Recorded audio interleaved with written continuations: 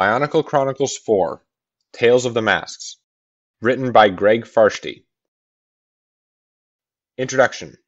Reading by Shadowcaber. Turaga Vakama, elder of the village of Ta-Koro, sat in silence. The council fire had burned down to ashes. The Matoran, tired from their labors, had gone to sleep, and the island of Motunui was quiet. It should have been a time of celebration for the Turaga. The shadow of the insect-like Borak swarms and the Borak call had finally been lifted from the land. The Toa had returned from their struggle and joined with the Matoran to repair damage done to the villages. All were enjoying a rare feeling on Motunui: peace. Only the Turaga stood apart from the joyous work. They knew many secrets about the past and the possible future. The time had come to decide if those secrets should be shared. "We have to tell the Toa the truth," Turaga no Kama of Ga-Koro insisted. "They have earned this through their great deeds. How many times have they saved us all from Makuda's power?" Onawa, Turaga of Pokoro, shook his head. "That is true, sister, but they have done so without knowing any more than was necessary about the past. I prefer it stay that way." No Kama began to reply, but was cut off by an angry string of clicks and whistles coming from Turaga Nuju of Kokoro. Matoro, Nuju's interpreter, struggled to keep up with the rapid speech. Turaga Nuju says," Matoro began. "Oh no, I can't say that about Turaga Onawa." No Kama tried not to smile, but failed. Even Vakama chuckled, saying, "Our friends from Kokoro always go right to the heart of the matter."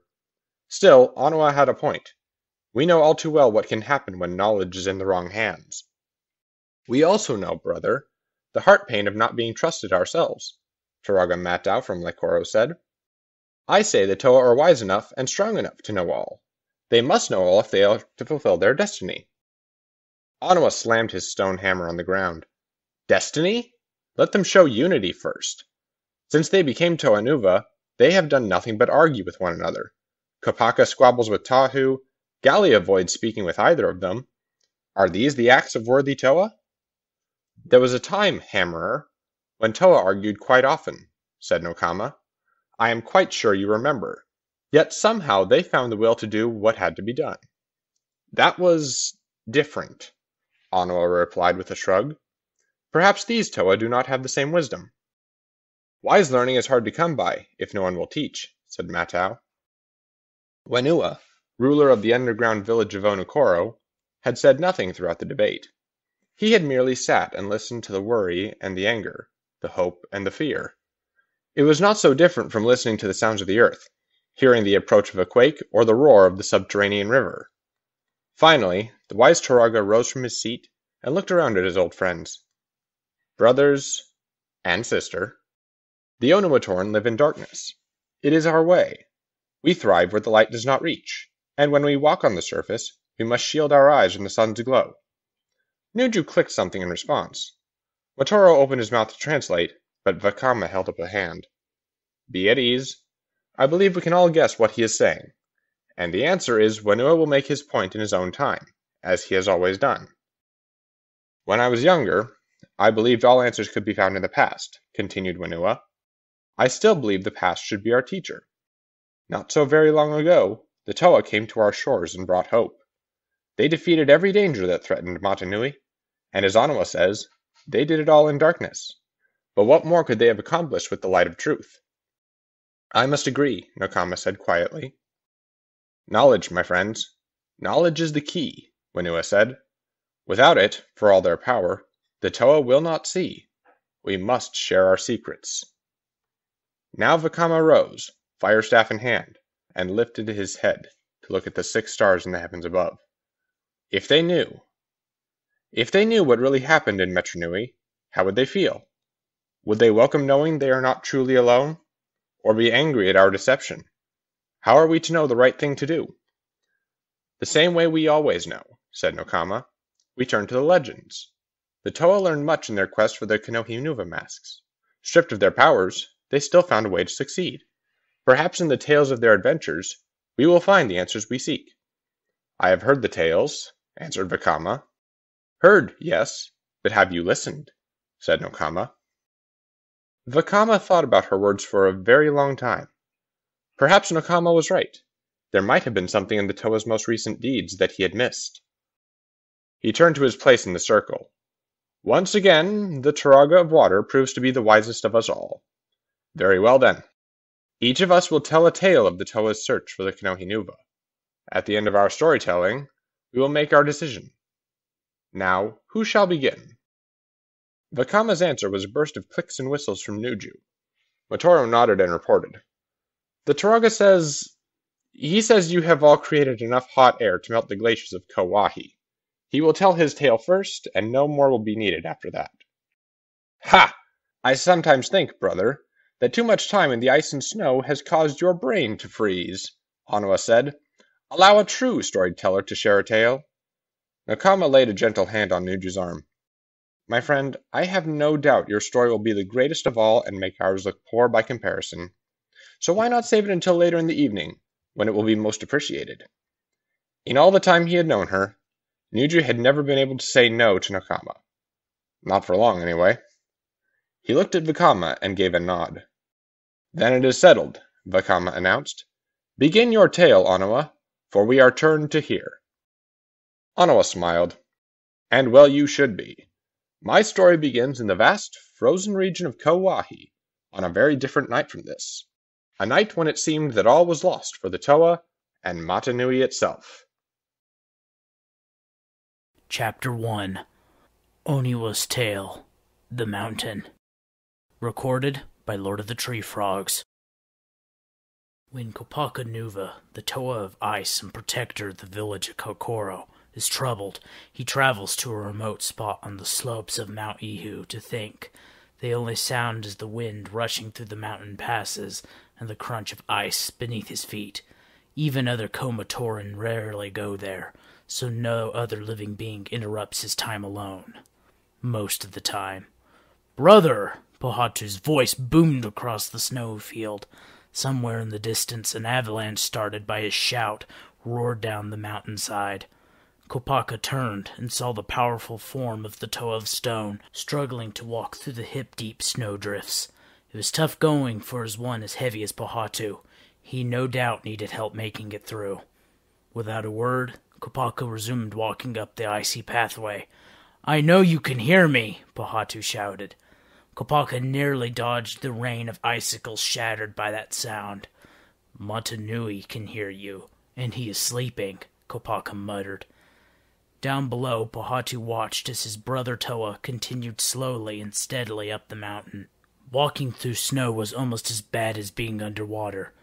Then again, Pohatu supposed snow did combine the worst parts of Golly's realm with those of Kopaka's. Still, he was determined to reach his destination, with or without the help of the Toa of Ice, and although he wore the great mask of speed, Pohatu hesitated to use it.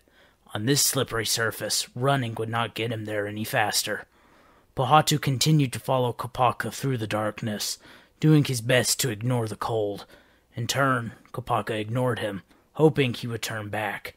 Sometimes that worked with Pohatu, but not often. Help! Brother! Help me! Kopaka whirled and saw Pohatu floundering in a drift. The Toa of Po-Coral had lost his footing and gone down. Without something solid to hold on to, Pohatu was finding it impossible to rise. Frowning, Kopaka split his ice blade in two and attached the ends to his feet. In an instant he was flying down the mountain on his power ice skates, sparks flying as the protodermis blade sliced through the ice. He was aiming for the curved lip of a ridge, and as always his aim was true. His momentum sent him soaring through the chill air towards Pohatu. Kopaka waited until he was at the height of his arc, then curled up and did a series of mid-air flips.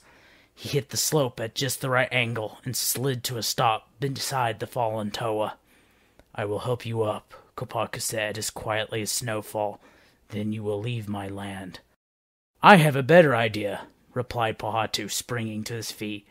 I'll get up on my own. Thanks, and then we'll travel together.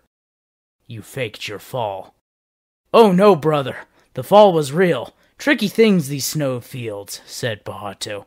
I welcomed the rest, and while I was lying there, I thought, trying to get Kopaka is really quite tiring. If I stay here, perhaps he will come to me. There's a blizzard coming, With my ice power stolen by the Borak Kal, I will not be able to stop it, said Kopaka grimly. Turn back. Pahatu folded his mighty arms across his chest. Here I am, and here I will stay. Kopaka shrugged. Very well. When I reach Kokoro, I will tell Turaga Nuju to have you dug out when the thaw arrives, if it ever does. With that, he turned and walked away. Pahatu frowned and hurried after him. I thought we could help each other.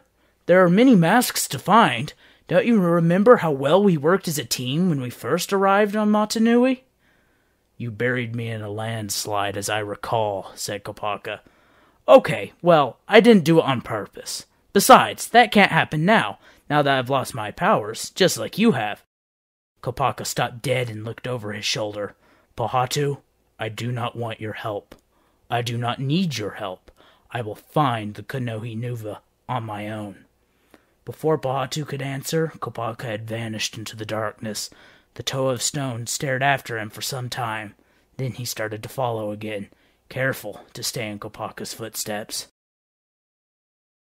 The blizzard that struck was one of the fiercest ever known in Kauai. The winds roared down the summit of Mount Ihu, carrying blinding snow and stinging pellets of ice. In moments, every trace of Kopaka's passage had vanished beneath the drifts. Pahatu stopped to think. He knew his brother Toa was following an ice path, but where was it? If he began digging through the snow to search, he would freeze long before it could be found. Unless he could find a new use for the Mask of Speed. Doing his best to ignore the sub-zero temperatures and the blowing snow, Pahatu planted his feet on the ground. Then he held out his arms out in front of him and began to rotate them, faster and faster, letting the power of the Mask of Speed, Konohi Kakama Nuva, flow through him. In seconds his arms became a blur that sent twin blasts of air between them, which blew the snow aside to reveal the hidden path. Let's see Kopaka do that, Pahatu said to himself as he resumed his journey. Kopaka had more to worry about than the snowstorm.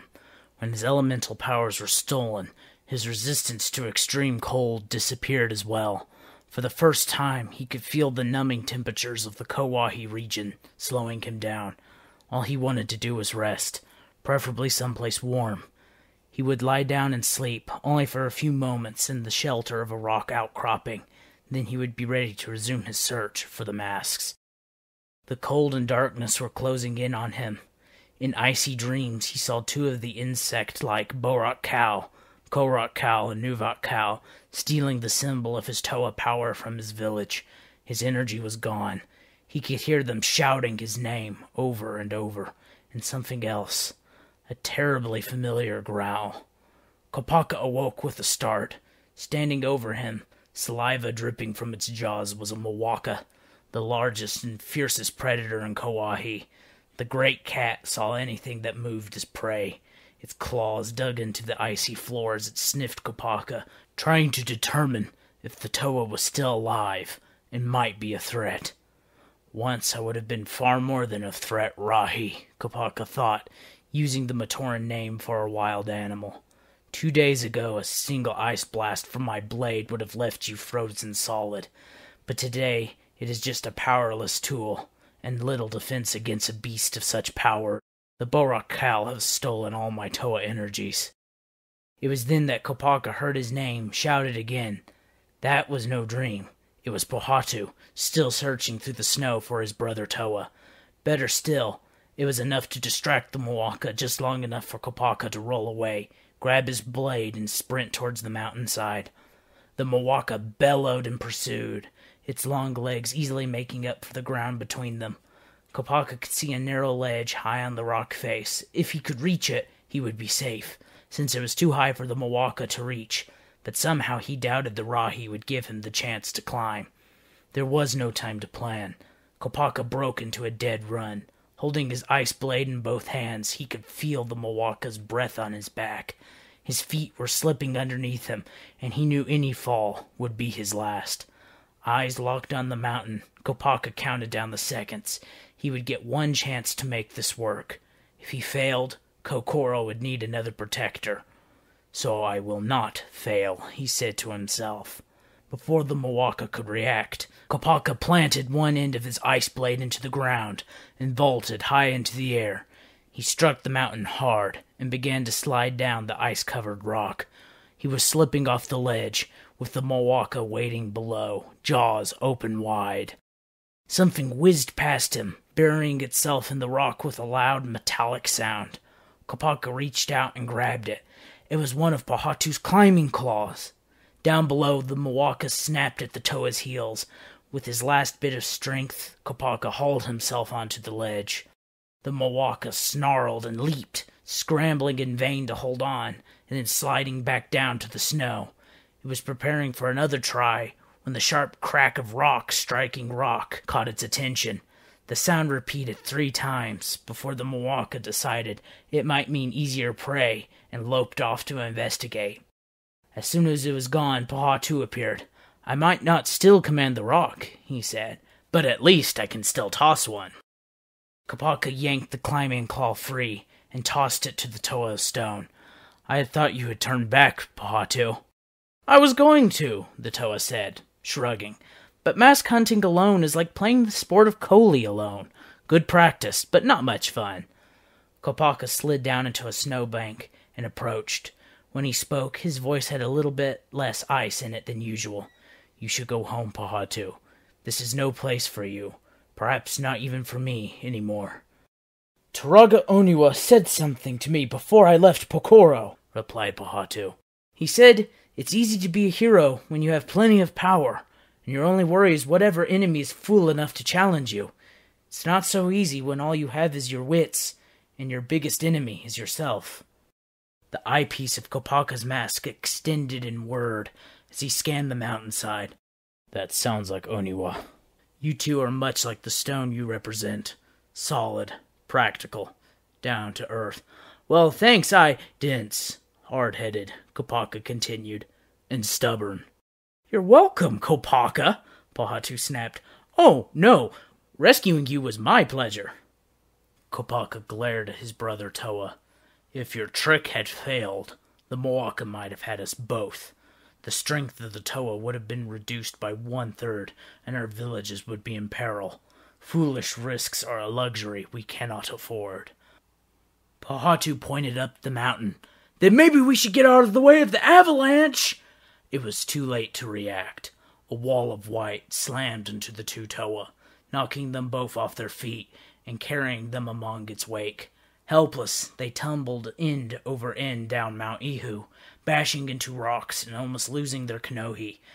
Kopaka made a desperate effort to will the avalanche away, but not even the slightest trace of his powers remained. Toa of ice and stone wound up sprawled in a heap at the base of the mountain.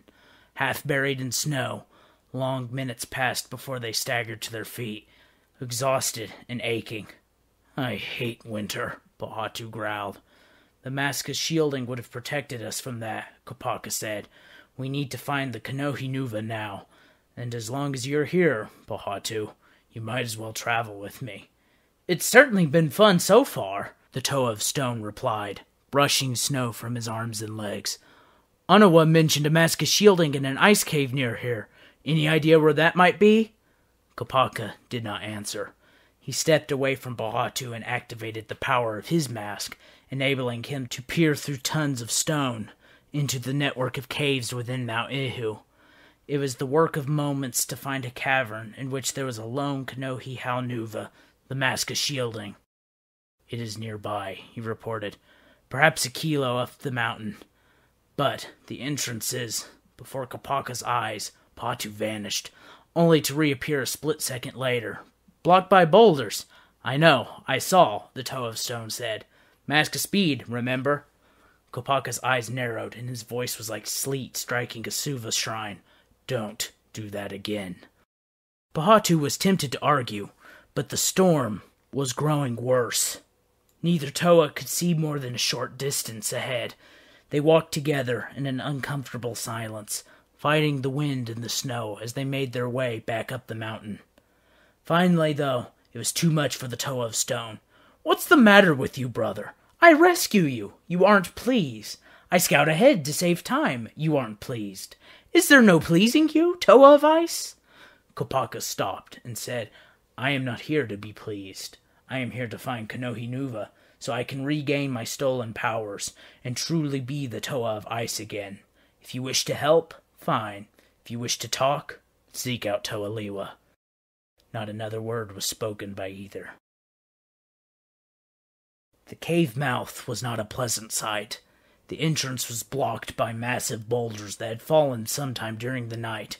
Even Onua-Nuva, Toa of Earth, helped by his mask of strength, would have a difficult time clearing them all away. Kopaka set to work trying to pry the stones free with his ice blade, but the tool was not designed for that type of work, and he soon gave up in frustration. Pohatu, meanwhile, had done little but stand to one side, observing. Difficult, Kopaka said. No, answered Pohatu. Simple. Watch me. Pohatu approached the pile of stone and gently laid his hands upon it. First on one spot, then another. He almost seemed to be listening to the rock, though how he could hear anything above the howl of the winds, Kopaka had no idea. It's a puzzle, brother, said Pohatu. Each stone supports another. Alone, they are powerful. Together, even a Toa cannot budge them, but the key to the puzzle is there, if you know how to look.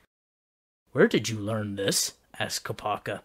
Seeing that his brother Toa was genuinely interested, Pohatu smiled. Onua taught me. He said that his knowledge of rock is older than the rocks themselves. Not quite sure what he meant by that, but it certainly sounds impressive. Ah, here we are. Pohatu drew back his leg and slammed a center stone with a mighty kick. The rock splintered and flew apart. Robbed of their support, the other stones collapsed, revealing the cavern entrance. See? When they can't work together and share the burden, they can't perform their task. For just the briefest instant, Kopaka almost smiled. Yes, brother. Perhaps I do see. Kopaka led the way into the ice cavern, with Pohatu close behind. The Toa of Ice carried a light stone, its glow reflecting off the polished surfaces of the cave. The only sounds were their breathing and their heavy footsteps on the ice. Pohatu lost track of how far they walked. He was beginning to wonder if they would be able to find their way out again, then reminded himself that Kopaka's mask of X-ray vision would show the way. He felt uncomfortable here, with so much ice cutting him off from the feel of stone. Their progress was halted by a great crevice that yawned in the cavern floor. Pohatu crouched and peered into the gap. It's blacker than Makuta's spirit down there, brother. No telling how far it goes. We will find out, said Kopaka. The Konohi howl is at the bottom. Pohatu sighed. Someday I'm going to have a long talk with whoever hid these Konohi, he said, checking to make sure his climbing claws were well fitted. Kopaka split his ice blade in two, taking one half in each hand. They would not be as efficient as Pohatu's claws, but they were strong enough and sharp enough to serve as climbing spikes. He scanned the crevice again, satisfied that there was nothing down there but the mask, and nodded to Pohatu. We begin. Pohatu rammed a claw into the ice wall and swung his legs over the edge of the gap. I hope Motunui appreciates all this, if he ever wakes up. The climb down was slow and treacherous. Once one of Pohatu's claws slipped, only fast action by Kopaka kept the toe of stone from plummeting to the floor far below. By the time they reached the bottom, both Toa were exhausted. The gray mask of shielding, the Konohi Hau-Nuva, was wedged in a far corner, perhaps 100 kyo away. Its power could protect a Toa from any physical attack, provided it was not unexpected. Of all the great masks, it was perhaps the most valuable to possess now, when the Toa were without their elemental energies. Kopaka took a step toward the mask, but Pohatu grabbed his arm. Hold it, brother! Do you feel that? What? I am not one with the earth like Onua, but something is wrong. Very wrong. Suddenly, a violent earth tremor shook the mountain, shaking it like it was a toy in the hands of the Matoran. Pohatu looked up in time to see the roof of the cavern far above collapsing, sending tons of rock and ice plunging down towards them. Pohatu didn't hesitate. He rammed Kopaka hard with his shoulder, sending the Toa of Ice flying across the icy floor towards the Konohi. Kopaka slid to a stop against the wall. at arm's length from the mask. Stunned, he looked up to see half the mountain about to crush Pahatu. Kopaka scrambled and grabbed the mask, slamming it into his face. The Halnuva mask had the power to protect those near the wearer as well. If he was in time, the shield might extend to Pahatu. If not... The shield flared to life around Kopaka. Stone rained down upon it and shattered it to harmless fragments. Where the ancient energies of the Kanohi kept the Toa of Ice safe. But there was no sign of Pahatu. It felt like an eternity before the quake ceased. Kopaka scrambled over the rubble, toward where Pahatu had been last standing, and began to dig with his hands. "Pahatu! Pahatu!" he shouted. But the only answer was the echo in the cave. In the end, he was forced to give up. Nothing stirred beneath the rock. "Goodbye, my brother," Kopaka said. "Perhaps we were too different to truly be friends, but a noble heart beat within that body of stone." Grimly he turned from Pahatu's final resting place and began the long journey back to the surface. A full day passed before Kopaka reached the village of Pokoro. Matoran lined its newly constructed walls, on the alert for any appearance of the Borak cow. The approach of the Toa of Ice sent a stir through the guards, for all knew he rarely ventured out of Kauahi these days. Turaga Onawa met him at the gate. "You journey alone, Kopaka, in this dangerous land?" "No," replied Kopaka. "I journey with the memory of a fallen brother." He handed Onawa the Kanohi Halnuva. "This belongs here. Without Pahatu, it would have never been found, nor would I be alive to carry it. He died as he lived, a true hero." "I thank you for that, brother!" The booming voice came out from behind Kopaka. All who saw him that day would later say the Toa of Ice was not as cold as some believed, for he turned with a smile to see the approach of Pahatu, battered and weary, but very much alive. "Pahatu, it is good to see you once more," Kopaka began. Then he swiftly added, "I mean, it's good to know that Pokoro will not be left undefended in this time of danger." "Thanks to you," said Pahatu.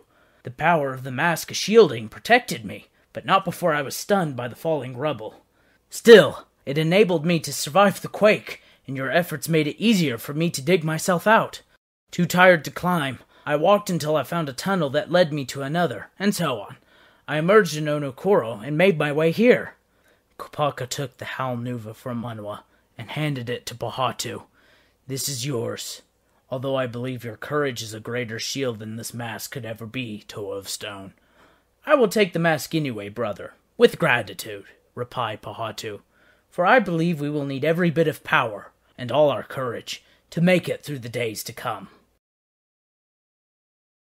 Chapter 2. Wanua's Tale. Those Who Forget the Past. His tale finished, Onawa sat down with a smile. "So you see," he said, "Kopaka's refusal to accept help could have led to disaster. After all this time, has he learned nothing about unity?"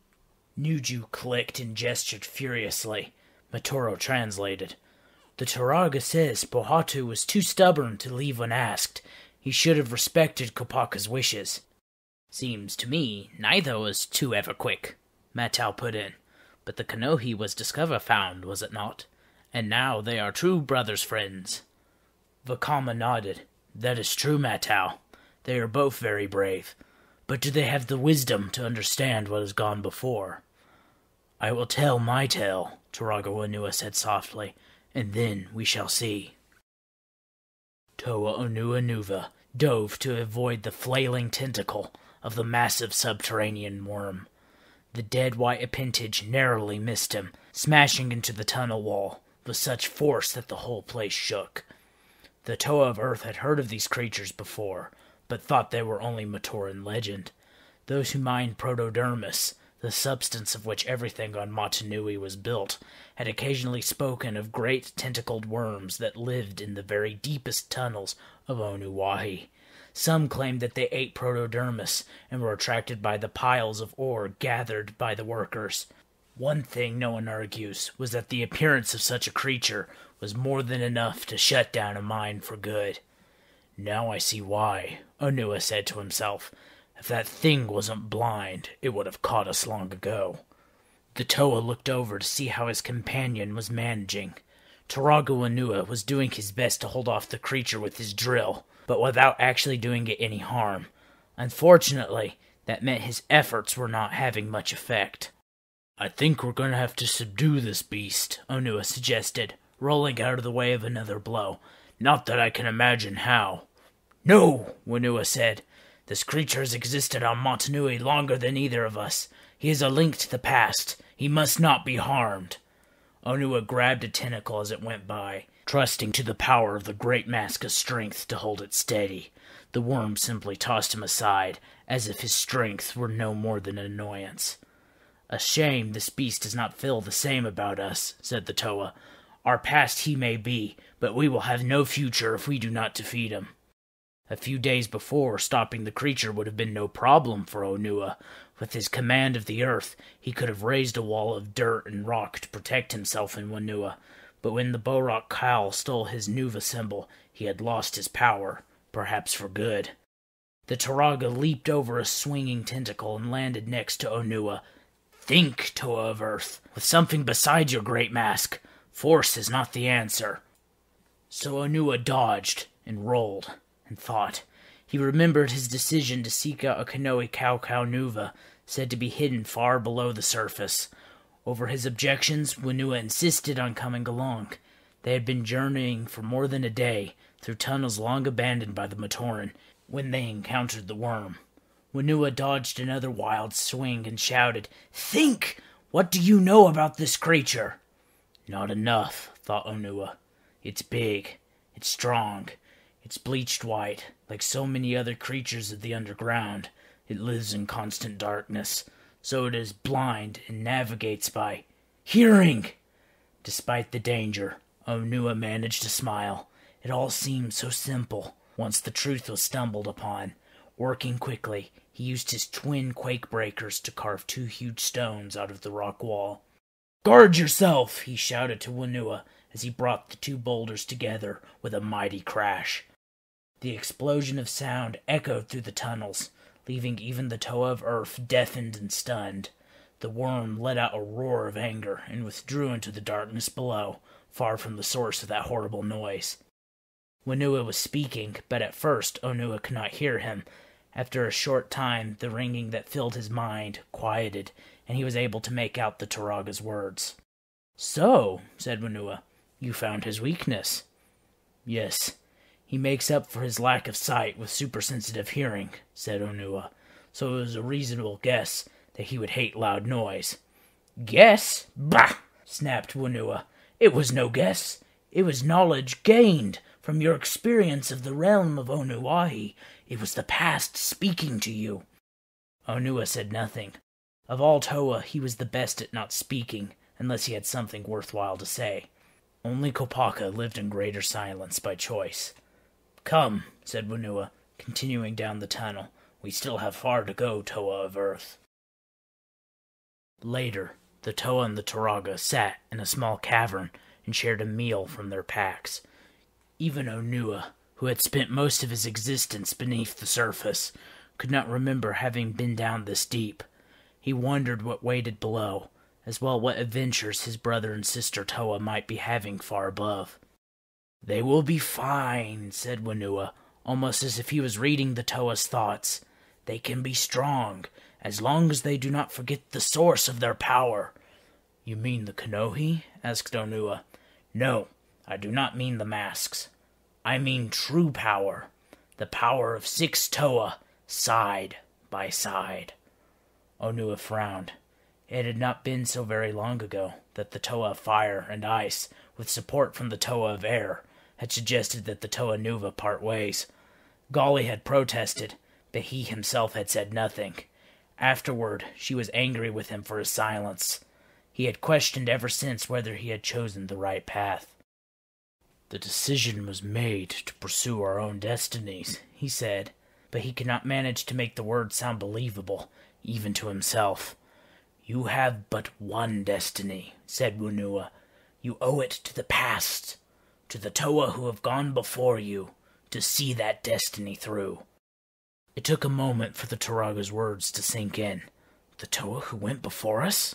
What is he talking about? When he turned to ask, Whenua was already gone. He caught up with the Turaga around the next corner. The tunnel sloped sharply downward here, and the air was warmer. Onua wondered if they were still in Onuwahi, or if they could have journeyed as far as the realm of Tahu. It certainly felt like they were in the heart of a volcano. When he pressed Whenua for an explanation of his words, the Turaga shook his head. I meant nothing. Besides, we have far greater things to worry about than that right now. At first, Onua did not know what he could be talking about. Then, he remembered that the Kanohi Ruru mask Whenua wore gave the Turaga far greater night vision than even the Toa possessed. Now that he looked harder, he could see the floor and walls up ahead were moving. Despite the oppressive heat, the Toa of Earth suddenly felt very, very cold. Kofu Jaga, he whispered. Fire scorpions. Whenua took a step backward. Alone, no threat, but in a swarm. Onua nodded. In a swarm, Kofu Jaga could bring down a creature many times their size. They thrived on heat and flame, and although they plagued Onuwahi, many believed they were native to the lava pits of Takoro. Certainly they would follow the scent of molten magma wherever it might lead. We have to turn back, said Whenua. They have not noticed us yet. Run? Onua replied in disbelief. From an insect? You are very wise, Onua, said the Turaga of Earth. Perhaps the wisest of all of the 6 Toa. But experience is the greatest teacher. What does experience tell you? Onua respected his Turaga, admired him, and would have given his life to protect him. But he still hated it when Whenua was right. Fire scorpions felled a full-grown Kene Rabul. 100 suns passed. It was a day the beast still remembers with pain, said Whenua. Then he added, he was too foolish to know to avoid them.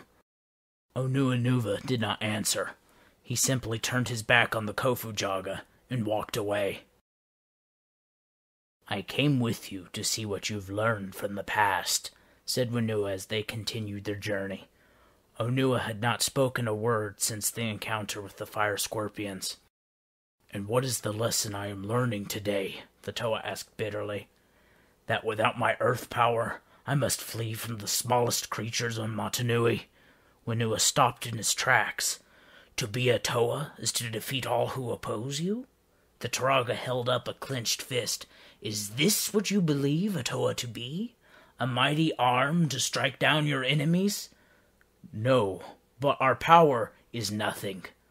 A Toa's true strength is here, Whenua said, pointing to his head. Then he placed a hand over his heart light, saying, and here.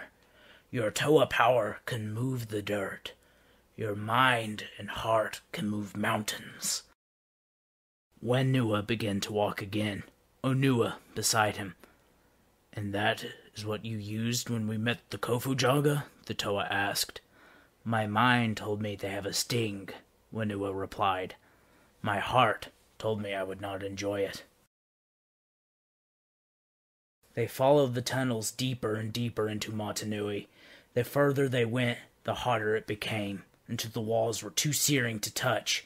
Even a Talmatorn, who farmed lava all day and surfed it all night, would have turned back by now. More than once, Whenua had to stop to catch his breath. Onua waited patiently, not wanting to risk getting separated from him. There was no telling what might live this far underground. One day, I will walk along a beach in Onuwahi, the Toa said at one point, and I will spot a Kanohi mask hanging from a tree, and I will pluck it like a fruit, and my search will be done. Whenua laughed. Yes, the same day Makuta decides he would like a little sun, and perhaps a friendly game of Kole. Why are the masks so hard to find? If we are meant to have them, you are meant to earn them, Toa of Earth. That is the answer. Onua stopped and held out a quake breaker to block Wenua's progress. Hold, Turaga. Do you hear that? Whenua could, indeed, hear something, but wished he did not. It was the harsh, ugly sound of massive claws snapping. He did not need his noble mask of night vision to know the source. "The chamber of the mask is just ahead," he whispered. "But like fish to a reef, the presence of a Kanohi has drawn the Monas." Onua and Wenua edged closer, their backs flat against the hot tunnel wall. The sight that greeted their eyes made them both regret having such keen night vision. 2 giant Monas crabs clashed in a huge chamber, striking at each other and then scuttling away, only to strike again. Both were easily 3 times the size of a Toa, and infinitely more powerful. Beyond them, the Kanohi Kaukaunuva rested on a rocky outcropping. "Makuta's guardians," said Wenua. "They were," corrected Onua. "We Toa defeated them and drove them away, but it took the 6 of us, merged into the mighty Toa Kaita, to do it." "When they cannot fight others, they fight among themselves," said Wenua. "Before you came to Motunui, none had ever seen them and returned to tell the tale." Onua slumped against the wall, not noticing the intense heat now. The powers of 6 Toa combined had barely been enough to defeat these creatures before. How could one Toa, stripped of his elemental energies, hope to win? It was hopeless. Wenua winced as one of the Monas just narrowly missed the other with the snapping pincer. Too big to slip by, too fast to avoid. If only the other Toa were here. Even if the others were near, they could only delay those beasts, not defeat them, Onua said sadly. "I can see no way to." Wenua turned and looked up at the Toa of Earth. Onua was silent, staring intently at the Monas, his quake breaker resting against the wall. His eyes glowed with twin points of flame in the darkness. "I have been looking ahead," Onua said, more to himself than to the Turaga. "I need to look behind." "What are you talking about?" Onua didn't answer. He had his quake breakers running at full speed and was boring holes, seemingly at random, in the walls. Blasts of super hot air greeted him each time. "What are you doing?" Wenua demanded. "Have you lost your mind?" "No," Onua answered, not pausing a moment in his work. "I have begun to think like a Toa." "Like a Toa who's lost his mind," grumbled the Turaga. "Isn't it hot enough down here for you?" Onua plunged his quake breaker deep into the stone, then drew it out again. The tool glowed red-hot. It is hot enough for the Monas as well." "Hot enough for?" Wenua glanced at the great crabs. They were still absorbed in their contest against each other. He thanked Motunui for the favor.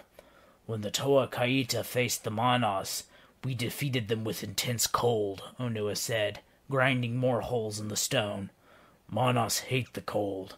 They fled down here to be where it's hot." Wenua stared at him, but said nothing. Onua obviously had a plan, but the Turaga could not imagine what it might be. "Looking behind," he said. Wenua sifted through his memories, but he could find nothing that explained the strange behavior. Still, it was not the first time he had questioned the wisdom of a Toa, and he had been wrong before. Onua noticed Wenua's puzzled expression from the corner of his eye, and laughed softly. "Come now, Turaga. You, who always say I should not forget the past, think, what else do we know that loves the heat?" As he said this, Onua found what he was seeking. His quake breaker burst open a lava pocket, and molten magma began to pour into the tunnel, heading slowly but surely for the Monas' chamber. Wenua leaped high in the air and wrapped his arms around the Toa's neck. "Of course," he proclaimed happily. "I should have remembered myself. But will it work?" "If it doesn't, I do not think we will return to tell about the attempt," replied Onua. "If the lava doesn't get us, the Monas most certainly will." The Toa calculated there was little time. The lava was seeping closer and closer to the Monas. As soon as they noticed its approach, they were bound to spot the Toa and Turaga and charge. If he had been wrong about what other creatures might be living in this furnace, or if it took them too long to reach here. "Onua, they're coming!" Wenua shouted, pointing back up the tunnel. Now Onua could hear the scritch, scritch, scritch of 1,000 insect legs scrambling over stone. The Kofujaga were on the march. Drawn by the heat and the scent of lava, they swarmed down the tunnel. Onua and Whenua flattened themselves against the wall to let the insect horde go by. Just as the fire scorpions reached the chamber, the Manas saw the molten lava closing in on them. They roared in anger, snapping at the magma tide, backing away toward where the Kanohi waited. If the lava was too much for the Manas, it was like a warm bath to the Kofujaga, but they had no intention of sharing their good fortune.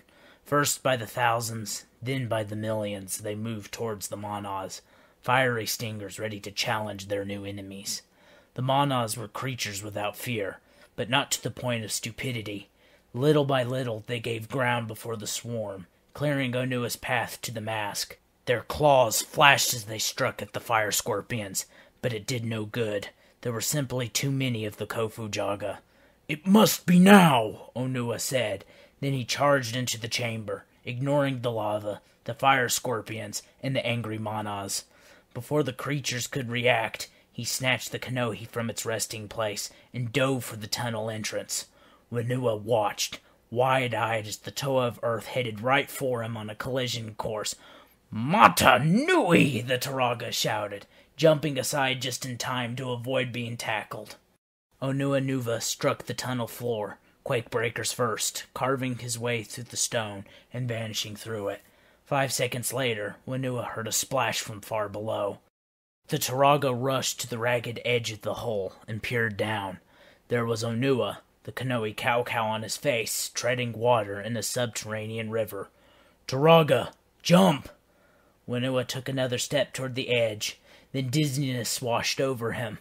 Heights were for Li Matoran, not the Turaga of Onokoro. "I cannot!" he shouted back. "It is too far!" The Toa of Earth smiled. "Turaga Whenua, remember the past," he said. "Haven't I always caught you before?" The river carried them far from the Manas and the Kofujaga to the mouth of a wide tunnel.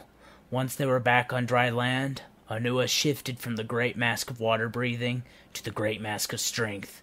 Together, they began the long trek up to the village.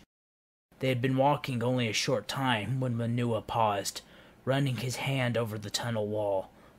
Onua could see the faded Matoran letters carved into the stone just below the ceiling, but too much time had passed to read what they said. "What does it mean, Turaga?" he asked. "The past," Whenua said with wonder in his voice. "I carved these letters long ago, the same day I carved this tunnel." The Turaga said nothing further, but he wore a smile all the way back to Onokoro. Chapter 3. Matao's Tale, The Trap. Narrated by Trajan M. Whenua wore the same smile as he finished his story. "You see, Onua remembered the past even when I did not. The Toa are wise enough to understand." "You trusted your Toa, and he trusted you," Onawa replied. "But do they trust one another?" Mukama glanced at Onawa, then at Matao. "Our brother of stone speaks the truth, though I'm sorry to say it. There's little friendship left among the Toa, it seems." "Do not be so quick jumping, Vakama," Matao, the Turaga of Likoro, answered. "There is much you do not know. Let me tell my tale of Toa and trust." Liwa Nuva, Toa of Air, stood at the edge of a cliff overlooking the lush domain of Liwahi. Hidden in the jungle below was his village, Likoro, only recently rebuilt after being leveled by the Bow-Rock. He shuddered a little at the memory. The day the insect-like Levox swarm succeeded in sweeping away the village was the same day they captured him, removed his mask of power, and used one of their parasitic krana to make him one of them. He could have resisted, of course, but the Levox had already taken over Turaga Matao and the Li Matoran. Challenging the Borak might have placed his friends in danger. He closed his eyes and did his best to drive the memories away. For a brief time, his mind had been filled with thoughts that were not his own. They were the voices of the swarm, commanding him to help them complete their task on Mata Nui. Had it not been for Onua's timely rescue, Liwa knew he might still be a servant of the Borak. It had taken him a long time to feel comfortable after that. The other Toa, particularly Tahu, treated him differently. Some felt sorry for him, others seemed nervous that he might turn against them. Now, when he finally felt like the old Liwa again, his power over air was gone. Once more, as he journeyed through this land he knew so well, he felt lost. That was what had brought him to the cliff. In the days since his power disappeared, he had not attempted to glide on the air. Before he could command the wind to keep him flying. Now it would not listen to him. Wisdom said he should keep to the trees and vines, or worse, walk on the ground. But the day he did that, he knew, would be the day he stopped being a Toa. He fitted his twin air katana onto his arms and legs, turning them into glider wings. The breeze was right. If all went well, he would soar over the jungle and land in the heart of Likoro. He took a step forward. Toa Liwa! Startled, Liwa almost fell. He fought to keep his balance, not easy with the glider wings in place. Then a hand grabbed his and pulled him back from the edge. It was Turaga Matau, looking concerned. Word is Deepwood that you are sneaking Kanohi-Nuva masks. There are no power masks here, only mountain rock. I know, Turaga, said Liwa, but I have been tree-bound for too many suns now. It's time to ride the wind again. Matau laughed. Is this a day for sun soaring? Very well, then. You'll find your Toa brother on the ground path below. Try not to hard land on him. Another Toa in Liwahi? Yes. Now that Liwa thought of it, there was something new in the wind. The scent of smoke. Yes, and hot fire, too, said Matau. Enough to dark dash Likoro again, if someone does not stop it. The Turaga said the words lightly, but there was no mistaking their meaning. Likoro was in danger again. No matter the cause, Liwa would not fail his village a second time. He stepped to the edge of the cliff, took a deep breath, and launched himself into the wind. At first he had a hard time holding steady. Gusts blew him about like a leaf, up and above the mountain and down almost to the treetops. The smell of fire was much stronger now, but Liwa still could not see any flames. He shifted his body to try and turn right. The wind had other ideas, blowing him toward the left and into a spiral toward the ground. By instinct, he tried to summon the air currents to carry him high again. But the air would no more listen to him these days than it would to Gali or Tahu. Of course, it must be the Toa of fire down below. If smoke was in the wind, did that mean he had somehow regained his powers? Liwa had to know. There was no more time for testing his flying. He triggered the power of the Mask of Levitation and floated gently to the ground. Liwa did not like being on the flat earth. Yes, it was better than being in the water, which he positively hated. But he always felt clumsy when he ground walked, not like when he was swinging through the trees. Liwa loped along the path, following the scent of fire. He could hear the crackling sound of the flames feeding on old branches. He hoped it was not the trees of Likoro that were burning. Coming around a rock, he saw Tahu. The Toa of fire was standing in front of a blaze, magma swords in hand. Liwa recognized his stance. Tahu was trying to stop the fire by drawing the flame into his swords, but it was not working. His power, too, was gone. Liwa rushed over to him. At first, Tahu did not seem to notice the other Toa. Liwa had to grab his arm to get his attention. Tahu! Trying to quick burn the jungle fire, Toa? Tahu shook him off. Toa of fire? Toa of nothing! I no longer command the flames, Liwa. A small group of Limatorans scurried into the clearing and began shoveling earth on the fire to put it out. Liwa led his brother Toa away. We all face the same hard luck, Tahu. But it's no time for anger shouts. Why have you come to Likoro? Tahu looked at the Toa of air. He'd always liked Liwa, even if their ideas about being a Toa were very different. Liwa saw it as fun and adventure, Tahu as a serious task. But so much had changed in the last few weeks. Liwa taken over by Balrog, the Toa-Nuva splitting apart, now the loss of all their powers. Tahu was no longer certain what, or who, he could trust.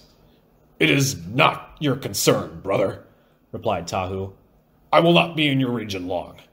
Once I have what I've come for, I will be on my way. If you search for anything in my lands, then a wayfinder you must have, said Liwa brightly. And a wayfinder I shall be. Turaga Vakama has told you where a mask can be found? 2, said Tahu, already walking away. I would welcome your company, Toa of Air. That way I can keep an eye on you, the Toa of Fire added to himself. Of all the regions of Badanui, Liwahi was easily the most difficult to travel through. The air was heavy with rain, and the ground was mostly mud.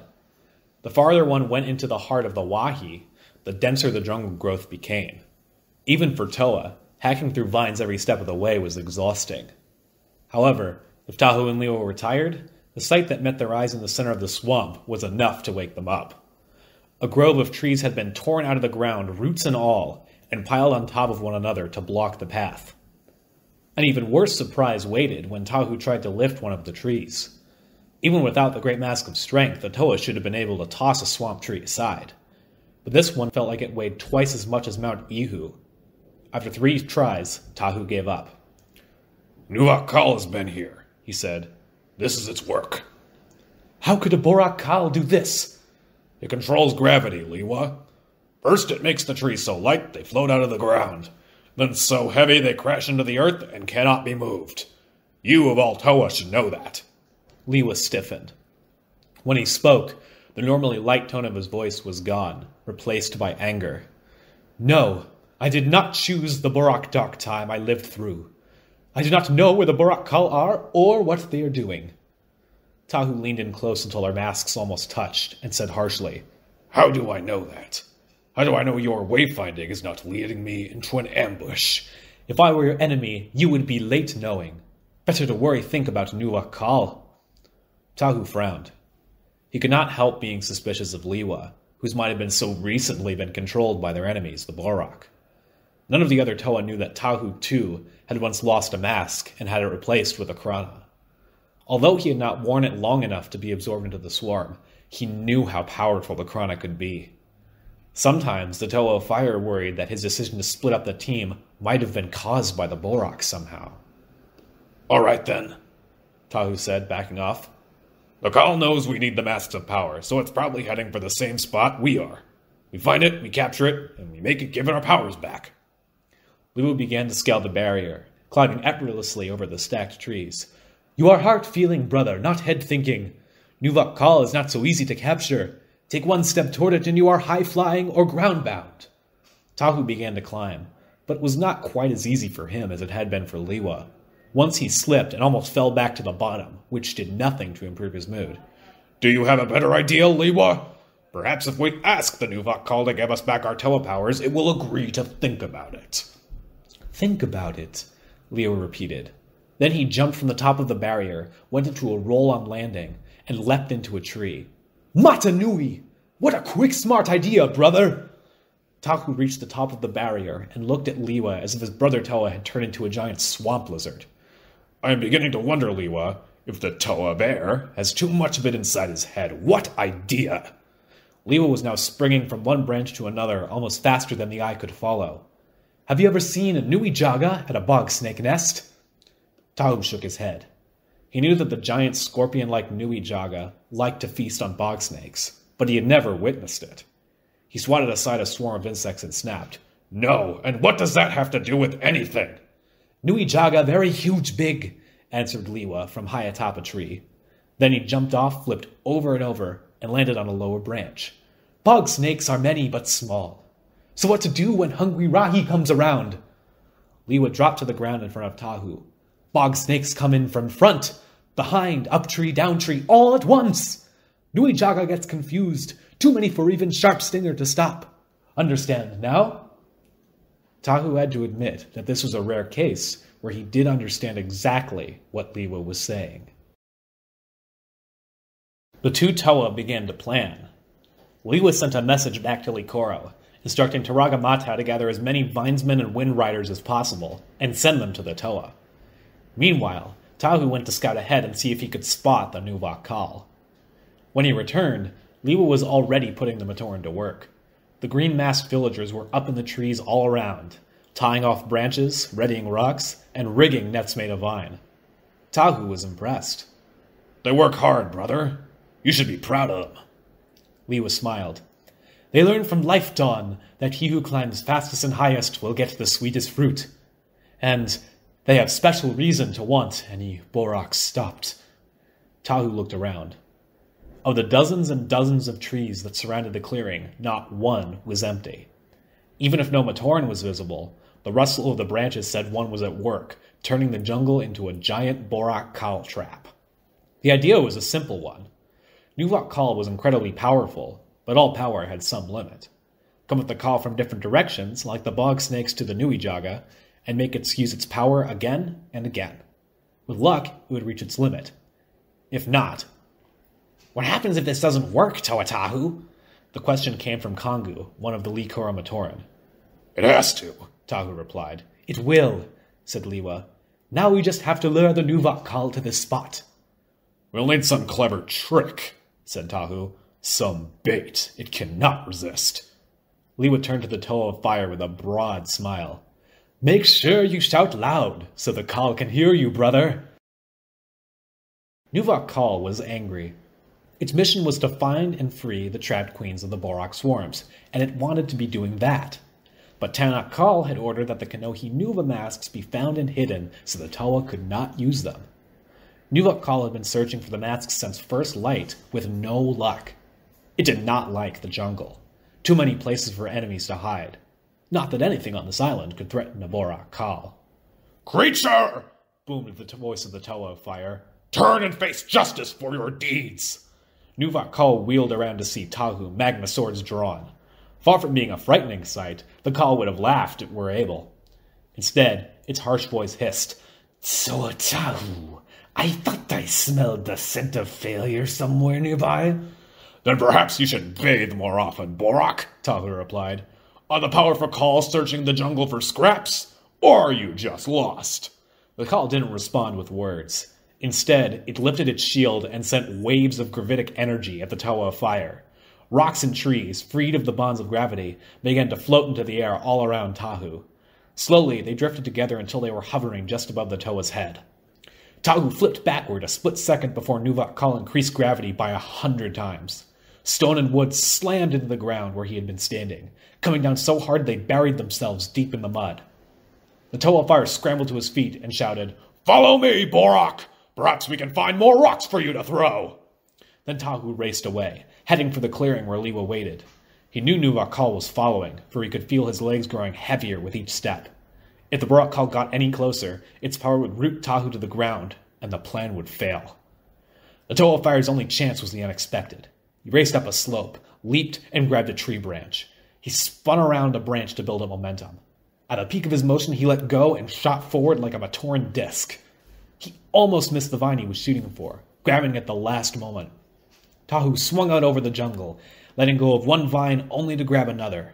He could hear the trees falling behind him as the Borak Kal continued to chase. One final swing brought Tahu into the clearing. Halfway through his arc, he let go and landed hard in the mud.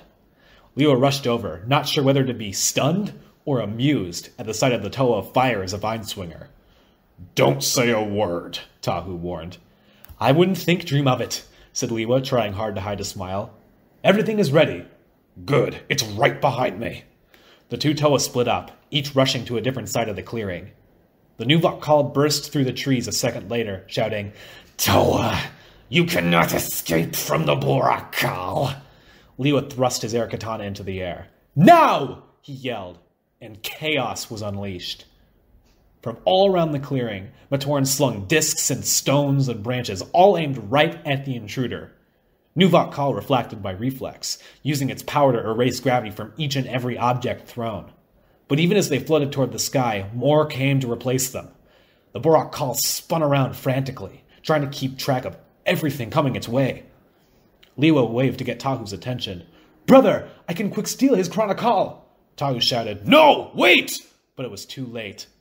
Liwa had already broken into a run, leaped, and went crashing into the ground when Nuvok Kal's power struck him. He lay at the Borak Kal's feet, pinned to the ground by the crushing weight of gravity.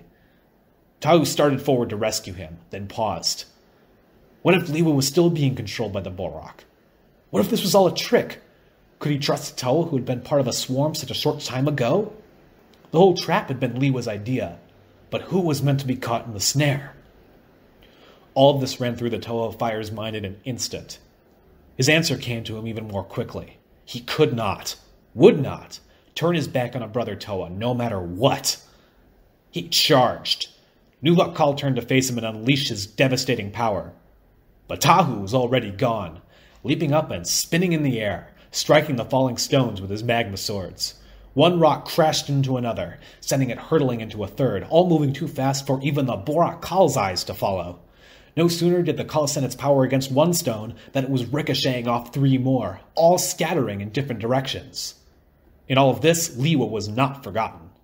Tahu hit the ground, grabbed the Toa of Air, and carried him to the safety of the trees. "Stay here," he ordered. "I will deal with the Kal." But Nuvok Kal had had enough. As Liwa had predicted, the constant rain of rock and wood, and the effort to stop it, had all exhausted the Borak Kal's power. It stumbled into the jungle, using its last reserves to bring trees down behind it to slow pursuit. Tahu started after him, but Liwa called, "Wait, Tahu! Let it go. There will be another clash time to settle with the Kal." The Toe of Fire wanted to argue, but hadn't he just realized he had to trust Liwa? He turned back and said, "You may be right. Are you ready to travel? You have Kanohimas to find, after all, my brother." Together, the two Toa headed into the jungle. Tahu walking, Liwa swinging through the trees. "How can you ground walk, Tahu, now that you vine swung?" "I leave the trees to you, brother. And if you ever tell anyone about that, "I'll our secret," answered Liwa. "Heart swear. But next time, work on that hard land, brother." Then the Toa of Air's laughter could be heard all over Liwahi. And the Toa of Fire's, too. Chapter 4. Nokama's Tale, Beneath the Surface. Reading by Shadowcaber. Vakama laughed, his whole body shaking. Tahu swinging through the trees? No wonder he was in such a foul mood when he returned to Takoro that day. Nuju ran through a complicated series of gestures. Motoro translated. Perhaps it did the Toa of Fire some good to see the world the way Leiwa sees it. They have been good Toa brothers since then, said Matau. All doubt fear is gone, it seems. Perhaps, Matau, said Onawa. But if we make the wrong decision, if we tell the Toa all that has gone before, then won't they doubt fear us? We have kept this from them for so long. Why would they ever trust us again? Nokama rose to her feet. Brothers, I know what it is to betray a Toa. I have done it, and not so very long ago. Listen to my tale, and I beg you not to judge until I have reached an end. The Turaga fell silent as the Turaga of Water began to speak. Holly rowed her canoe frantically through the bright blue waters of Galli's Bay. She ignored the schools of Makuta fish that pursued the boat, despite the fact their jaws could easily tear the craft to pieces. Nothing mattered but finding Turaga Nokama. She beached her boat on the outskirts of Gakoro and raced up the sand. Maku was on the beach, repairing a seaweed fishing net. Have you seen the Turaga? Holly asked. Maku could see how upset her friend was and put down her work. Yes, she's inspecting the work site. What's the matter? I'll tell you later, Holly said, on the move again. I have to talk to her. She found Nokama up on a ridge, supervising a Gamatoran work team. A Borak squad had tried to build a dam to cut off the waters that fed the bay, until Galli drove them off. Now the Matoran were tearing down what was left of the structure. Nokama, you have to come quickly. The Turaga turned and saw Holly. The Matoran was out of breath. What is it, Holly? Calm down and tell me. It's Galli Nuva. I saw her on the beach, and this huge wave came at her. She raised her aqua axes, but she couldn't stop it. Her power over water is gone. Nokama frowned. She suspected something like this might happen when the Toa Nuva symbol was stolen from the village. Where is Toa Galli now? Still on the beach, last I saw, said Holly. Stay here. I will go to her. She will need someone who understands. Nokama arrived on the beach to find Galli stalking up and down, her aqua axes tossed aside like they were worthless fish bones. The Turaga had never seen her so angry before. Galli? Are you unharmed? The Toa of Water's eyes flashed. I cannot hear the water. I am deaf to the song of the waves, Nokama, the ebb and flow of every river and stream on Motunui. I walk this island, but I am no longer a part of it. No, I am not unharmed. Nokama bent down and picked up the aqua axes. Your Toa tools are not to blame. No, my brother Toa are, Galli snapped. I told them we should stay united. I told them there would be another menace, and we would be stronger together. But Tahu and Kapaka would not listen. Not even Onawa stood with me. Nokama handed the tools back to the Toa. And will raging like the storm change that? Be at peace, Toa. Remember, calm waters are the easiest to travel. Gali walked away and sat down on a rock overlooking the bay. With respect, Turaga, that is easy for you to say. You do not know what this feels like. Nokama laughed softly. You are so wise, Gali, yet know so little. You are swimming in my wake, Toa. There is nowhere you can go that I have not traveled before. Nokama walked to the water's edge and dove into the bay, swimming with long, easy strokes. One day I will tell you a tale, and you will understand. But for now, come with me. Another world exists far beneath the waters of Motunui. Here, schools of fish congregate around protodermis reefs, feeding on the microscopic organisms that dwell within. Then, without any warning, the school compresses itself into a tight cluster in a desperate attempt to defend against a Takea shark on the hunt. One pass, two, and the cluster is shattered, fish darting every which way in a race for safety. Gali had seen this many times in her travels under the sea, but never before had she understood how vulnerable the fish must feel. It is bad enough the Borak calm menaced the island, but if Makuta should return... The thought filled her with fear. Without their elemental powers, the Toa Nuva would stand as much chance against the Master of Shadows as those little fish had against the shark. The Toa of Water forced herself to focus on the present. Nokama was swimming quickly, leading Gali deep into the night-black waters near the bottom of the bay. The journey ended in a sea cave, one Gali could not recall ever exploring. Inside, she discovered that the cavern held air pockets. The atmosphere was heavy and stale, but breathable just the same. A large lightstone embedded in the wall illuminated the entire cave. Why have you brought us here? What is this place? Gali asked. It is a place of memories, Nokama replied. Look. Carved into the stone were 6 figures, each wearing a Kanohi mask and carrying a strange tool. They did not look familiar to Gali, but there was no mistaking the fact that these were Toa. Who? She began. Nokama gestured for her to be silent. Who they are, or were, is not for you to know right now. But they are one reason you are here. As for the other reasons, you will find a Kanohi Nuva in this cave. And a test as well. A test? Why, Turaga? Gali demanded. After all the Toa have achieved on Motunui, why must we still be tested? When you know the answer to that, Toa Gali, you will have passed the test, answered Nokama, already swimming out of the cave. Gali pursued, but a huge stone slab suddenly slammed down, blocking the cave mouth. She threw all her might against it, but it would not budge. The Toa of Water was trapped.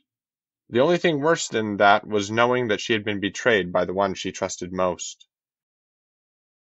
Outside of the cave, Nokama let go of the ancient stone lever that triggered the slab.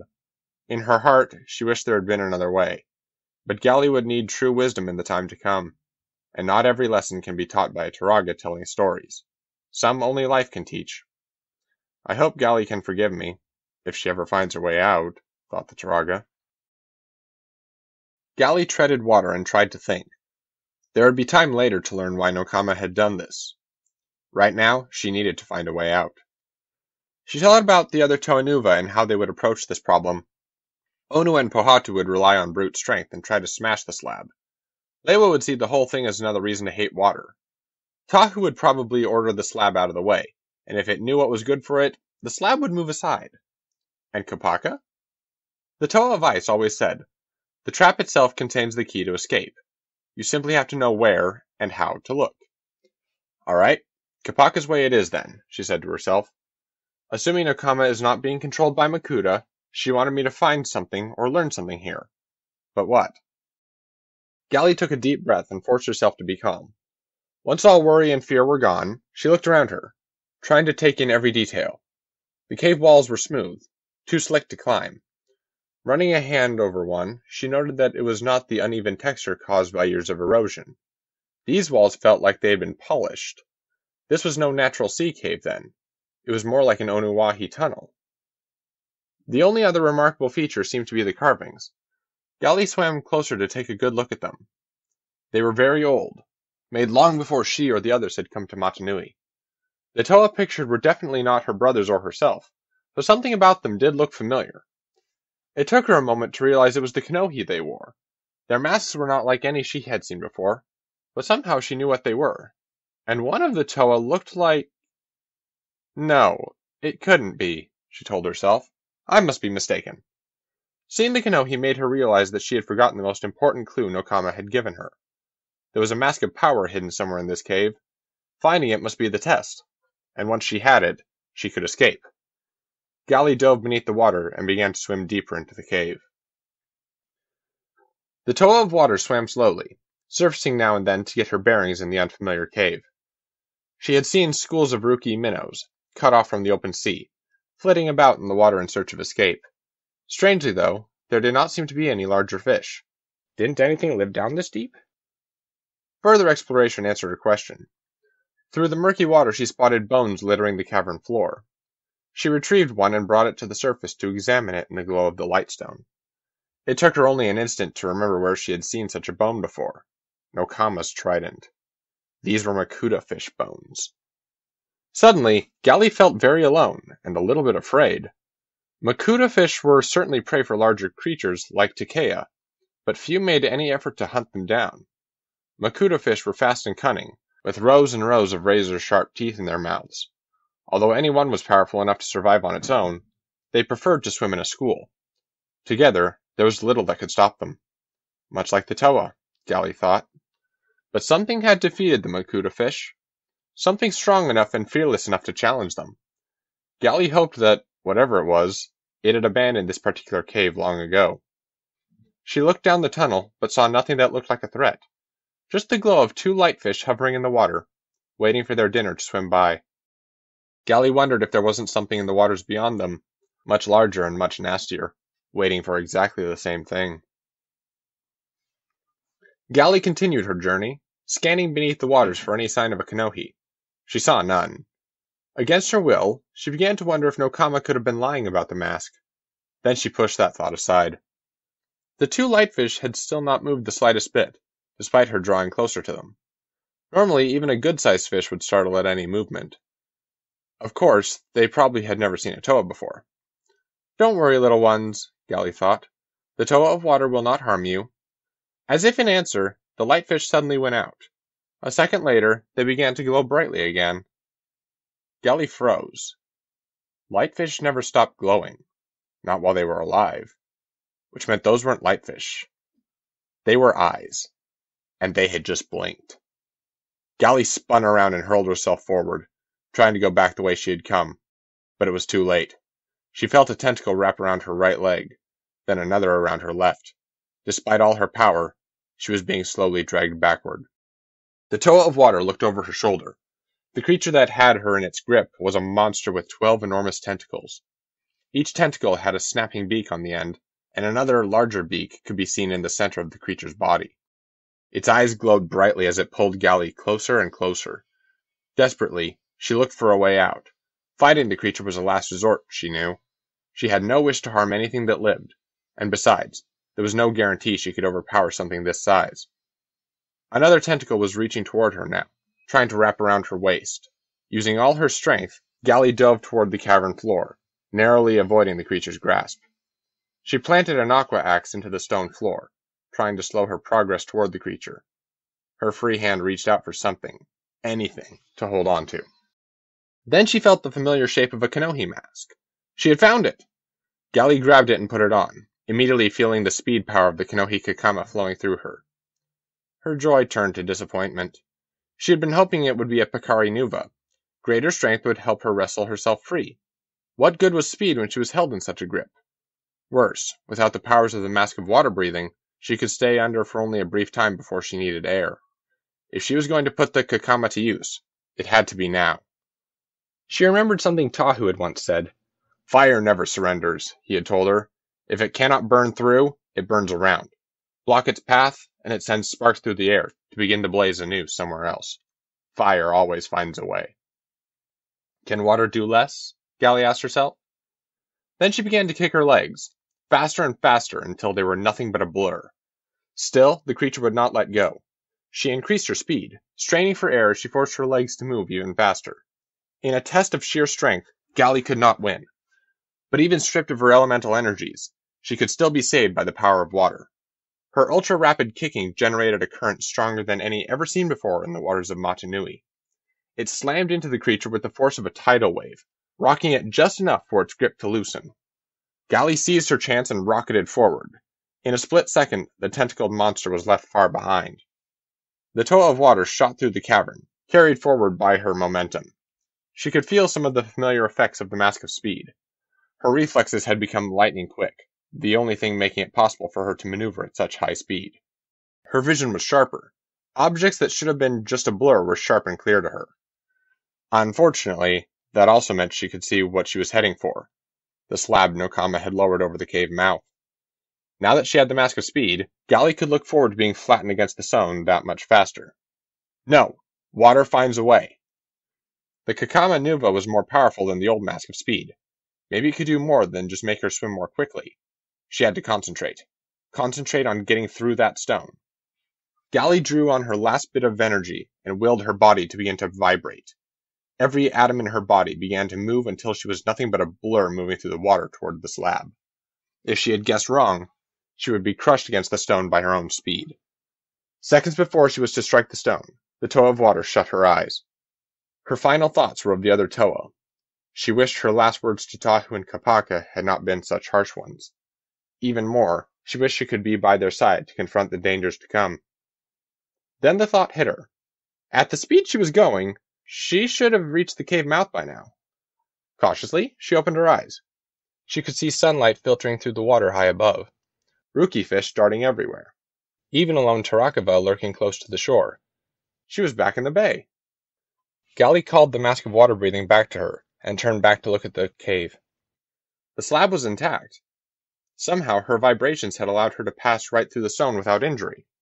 The Mask of Speed had been even more powerful than she expected it to be.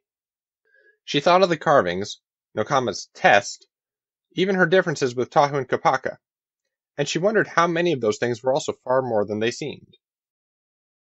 When Gally broke the surface, Nokama was standing on the beach waiting for her. The Turaga smiled and held out a hand. "Welcome home, Toa of Water." Gally waited a moment, then took the outstretched hand and stepped out of the water. "You wanted me to discover the Kanohi Kakama's powers on my own. You wanted me to see they were no longer the same as before." "Nothing is the same," Nokama replied. "The Toa have changed. Your Kanohi have changed. You may soon find that everything you think you know about Motunui, about your life here, is but a fraction of the truth." Nokama stopped and looked up into the Toa's eyes. "You are the Toa of Water, Gally. You, above all, must be able to look beyond the surface and find the hidden depths below." Gally considered Nokama's words as they walked along the beach. When she spoke again, it was to say, "Those carvings in the cave, was that you, Turaga?" "Me?" Nokama laughed. "Now, Gally, did you see a Turaga in that picture? Those were Toa, heroes of a long ago age. I am just the elder of Gakoro." "Yes, you are," thought Gally. "But what lies beneath your surface, Turaga?" Chapter 5 Nuju's Tale, Place of Shadows. Nokama looked around at the other Turaga. With the exception of Whenua, all of them looked as if she had just suggested building a temple to Makuta. "Those Toa carvings should have been covered up years ago," said Nokama. "Showing them to Gally without talking to the rest of us first was most unwise." "Why? Because I do not like asking Toa to risk their lives for us again and again while lying to them about the past?" replied Nokama. "Nokama speaks the truth," said Whenua. "Listen to her." "I have been listening," said Anawa. "I have yet to be convinced these Toa will understand the tales of Metru Nui. It seems they barely understand one another." Nuju gave a shrill whistle and ran through a complicated series of gestures. Motoro translated. "Sometimes accepting what you do not understand is the first step toward understanding. Hear Nuju's story and decide for yourselves." Gally Nuva stood on Kini Nui in the twilight, remembering. It had not been so very long ago that she and the other 5 Toa had emerged from the Bohrok nest, changed by Protodermis into the powerful Toa Nuva. At first, it seemed like a blessing. Their greater strength and tougher armor would make it easier for them to defend the village from any threat. But as they began to test their new power, the team began to fracture. Finally, Tahu and Kopaka almost came to blows. Before she even knew what was happening, the 2 of them had decided the Toa should go their separate ways. Each Toa would pursue his or her own destiny, all thoughts of unity forgotten. At first, she had dismissed the Toa of Fire and Ice as foolish and stubborn, and vowed not to ally with them again. Now her talk with Nokama had convinced her that perhaps she was the one being stubborn. Gali decided she had to try to bring the Toa back together. Her meditation was interrupted by the arrival of Kopaka. "Hali sent word that I was needed," said the Toa of Ice, "so I am here." "Thank you, Kopaka. I knew you would not refuse my summons." The Toa of Ice said nothing.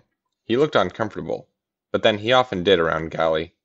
She had always insisted on treating him as a friend, even when he insisted he did not want or need friends. "It concerns the Konohi Nuva masks," she said. "As soon as one other arrives, I will explain." Kopaka's eyes narrowed. "Another? Who?" "It is I, Toa of Cold Breezes."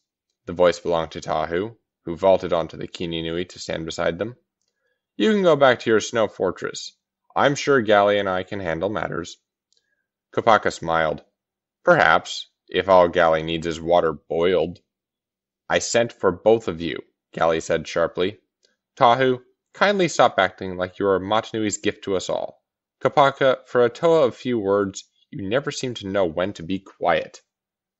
"I did not come here to be lectured, sister," Tahu replied. "I have business in Takoro, and we three have business right here, Tahu.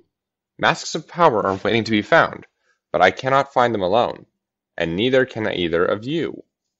Gali looked from one Toa to the other. "Now, do we help one another, or do we let our pride do to Toa what Makuta could not?"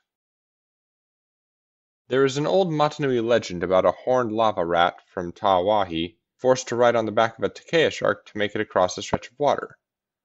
They were not very good traveling companions. The rat worried that the takea would eat him, the shark that the rat would burst into flames at any moment, as lava rats are known to do. It made for a very quick and very tense trip. The three Toa making their way along the border of Tawahi and Kowahi made the rat and the shark look like the best of friends. Kopaka had not spoken more than 2 words since they left Kininui. Tahu, on the other hand, had not shut up. Gali was wishing she could have her powers back for only a few seconds so she could summon a cold rain for them both. Lewa, of course, was worried about what the new Vok call might do, but I knew it would flee before me, said Tahu. After that, finding the masks was a simple matter. So you have said, commented Gali. Twice. In Kokoro, they call it whistling past Makuta's lair, said Kopaka. What's that, Toa of Slush? Asked Tahu. You tell your tales to keep your courage warm, Tahu, the Toa of Ice replied. What better use for hot air?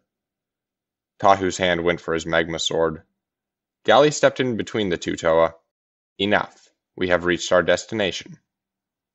Tahu and Kopaka turned to look. The three Toa were standing at the beginning of a narrow path that wound between the mountains. The Toa of Fire was not familiar with the site, but Kopaka knew it well.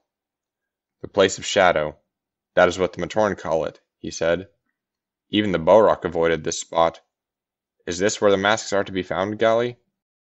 3 of them, or so Nokama tells me, but there is great danger here as well. You have the Mask of Speed, said Tahu. Why don't we just race in, retrieve the masks, and race back out again? Too easy to speed into a trap, Gali answered. No, we must make this journey one step at a time. Be on your guard, Toa, for we know not what waits for us within. The sun was shining when the 3 Toa began their trek. It did not take them long, however, to learn how this spot had gotten its name. They were barely on their way when the mountains seemed to close in around them, cutting off all light.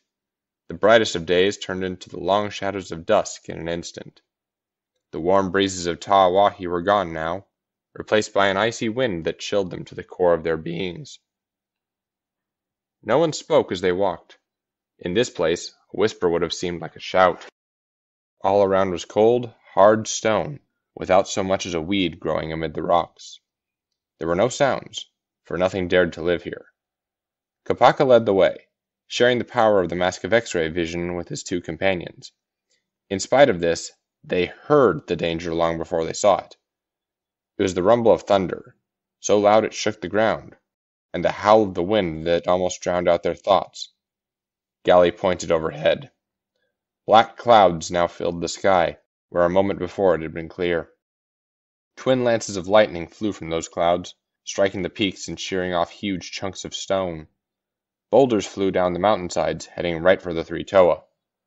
"The mask of shielding will protect us," Tahu yelled over the wind. "No!" Kopaka shouted. "It will protect us from being crushed, but not buried. We need the great mask of strength." Tahu started to argue, but Gali stopped him with a look. He summoned the great mask of strength, sharing his powers with Kopaka and Gali. All three felt a surge of energy in their bodies as their strength increased. "Spread out," Gali said. "We need room to move." As the boulders rained down, the Toa struck with their tools, crumbling tons of stone to powder. Without a shield to protect them, even one stone getting through could mean doom. Tahu, Kopaka, and Gali struck blow after blow, swatting away massive rocks as if they were hailstones. Above, lightning bolt after lightning bolt struck the mountains. Rocks that had taken an eon to rise to the sky were sent tumbling to the ground in a flash. Only the reflexes and power of the Toa kept them from being overwhelmed.